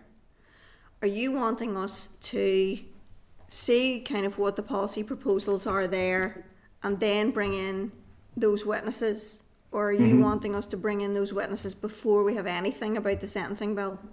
No, I think it has to go in alignment with the sentencing bill, but just place markers for those organisations to know that we're interested in inviting them along, so they know we're thinking about it and teeing them up to be prepared. Absolutely, see no issue with that. Are members content? Content, yeah. Yeah, that's great, thank you. Right, the Department of Justice Forward Work Programme. So first of all, you agreed to schedule the proposed items of business from the department into the Forward Work Programme? You agreed? Agreed, yeah. Thank you. And then the committee Forward Work Programme. There's a strategic planning day provisionally scheduled for the 25th September. Are you content for the planning day to be held on that date, or do you want it earlier or later? The 25th? No. Content? Right. Then are you content to agree the rest of the Forward Work Programme? Yes? Yeah. Okay. Just the roundtable event then with the children and young people and their views on the Justice Bill, that's going to happen in the Long Gallery next week, immediately following a shorter committee meeting, but there's quite a lot on the agenda for that too. So we're proposing that the meeting would begin at 1:30. Are members okay with that? It's not ideal, I know that. What are you saying, sorry? 1:30 next? Just, yes, 1:30 next week. Okay. Are you content with that? I know everybody's like, please no, but I know it's... We're upstairs at 3. Is it the same way? No, have to. Oh, have to. Okay. Yeah, no, So that makes sense. Yeah. that's what I'm saying. But I do appreciate that there's a couple of folks here who've got a very heavy committee in the morning. And I know Morris Fine, committees. next week if no committee. But Morris has got communities, and that's always really difficult. Agenda item 13 is chairperson's business. You'll see at page 364 I've received an invitation from the PSNI to attend a breakfast and operational briefing at police headquarters on the 12th of July, where I'll be provided with an overview of the police operation for the 12th. Are members content that I would attend that? Agree. Thank you. Any other business? No. Right, so date, time, place of next meeting is going to be here next Thursday on the 3rd of July at 1:30 p.m. Members, the meeting is adjourned. Thank you very much. Committee Room 30. Sound.